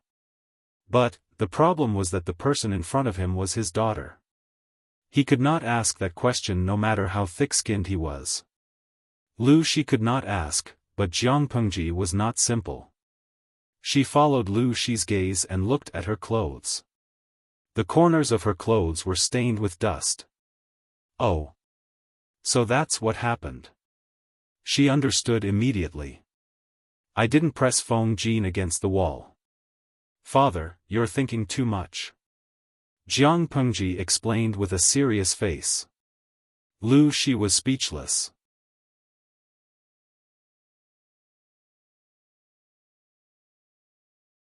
Chapter 118. We provide you with wonderful novels to read. Lu Shi's lips quivered. He suddenly felt helpless about his daughter's explanation. He realized something horrifying. He subconsciously felt that his daughter had done something bad to Feng Jin, not that Feng Jin had taken advantage of her, perhaps, compared to his daughter's clean clothes, the dust stains on Feng Jin's clothes were more obvious. He looked like the one who had been raped and bullied. "Your explanation will only make me more worried," Lu Shi said helplessly. Why didn't he just say that there was nothing wrong?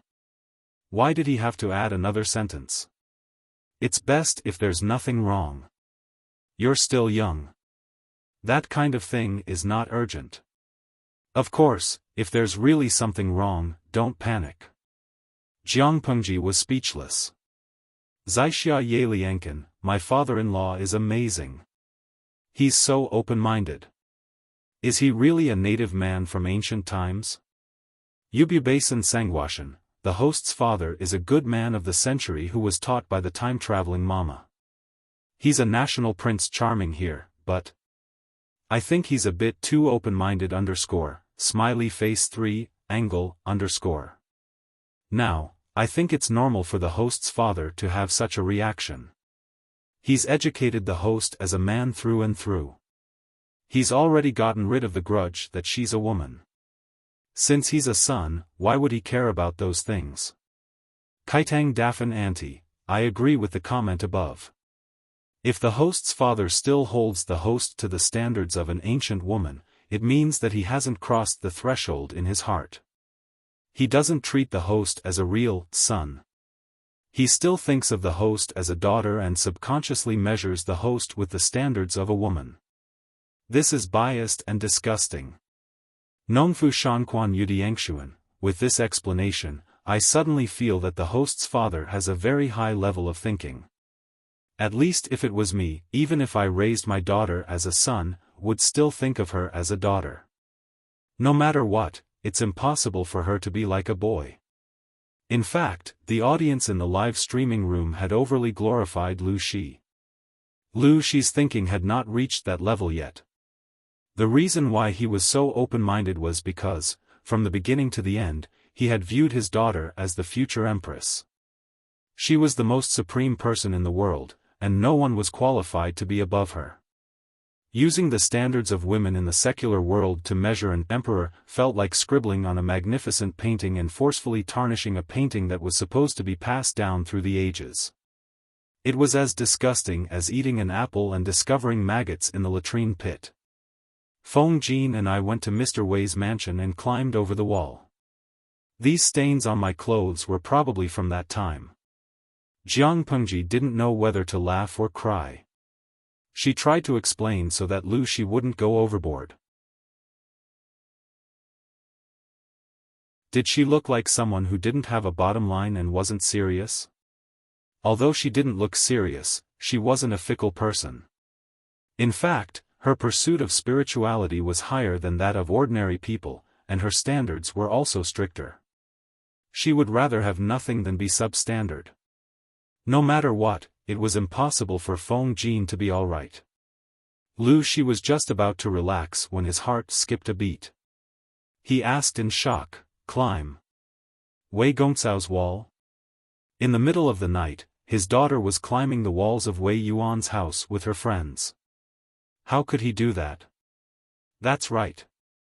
Didn't I leave with the two ladies just now? I happened to meet a suspicious woman who dressed up as a woman and snuck into Ingchun house with bad intentions, so I exposed her. I didn't expect that it would turn out to be a big deal.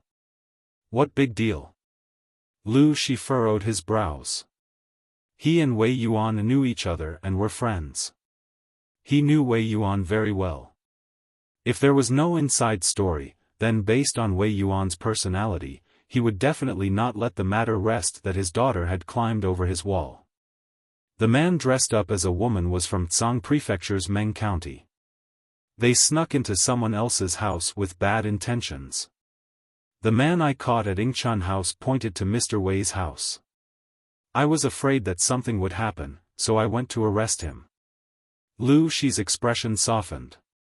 His daughter was doing it for the good of Wei Yuan's house. No matter how unhappy the old man was, he wouldn't target her. Instead, he would owe her a favor. And then? Did you catch him? So he went to Wei Yuan's house. No wonder it took him so long. It was far from Yingchun House. We've caught him, but he's brought us even more trouble. Jiang Pengji skipped over the unfortunate incident at Wei Yuan's house.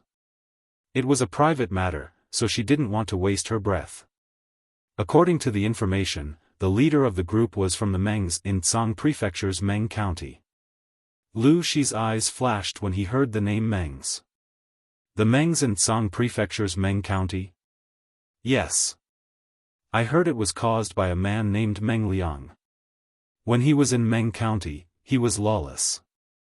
He even brought people to humiliate the wife and daughter of the Meng's family, the county chief of Meng County.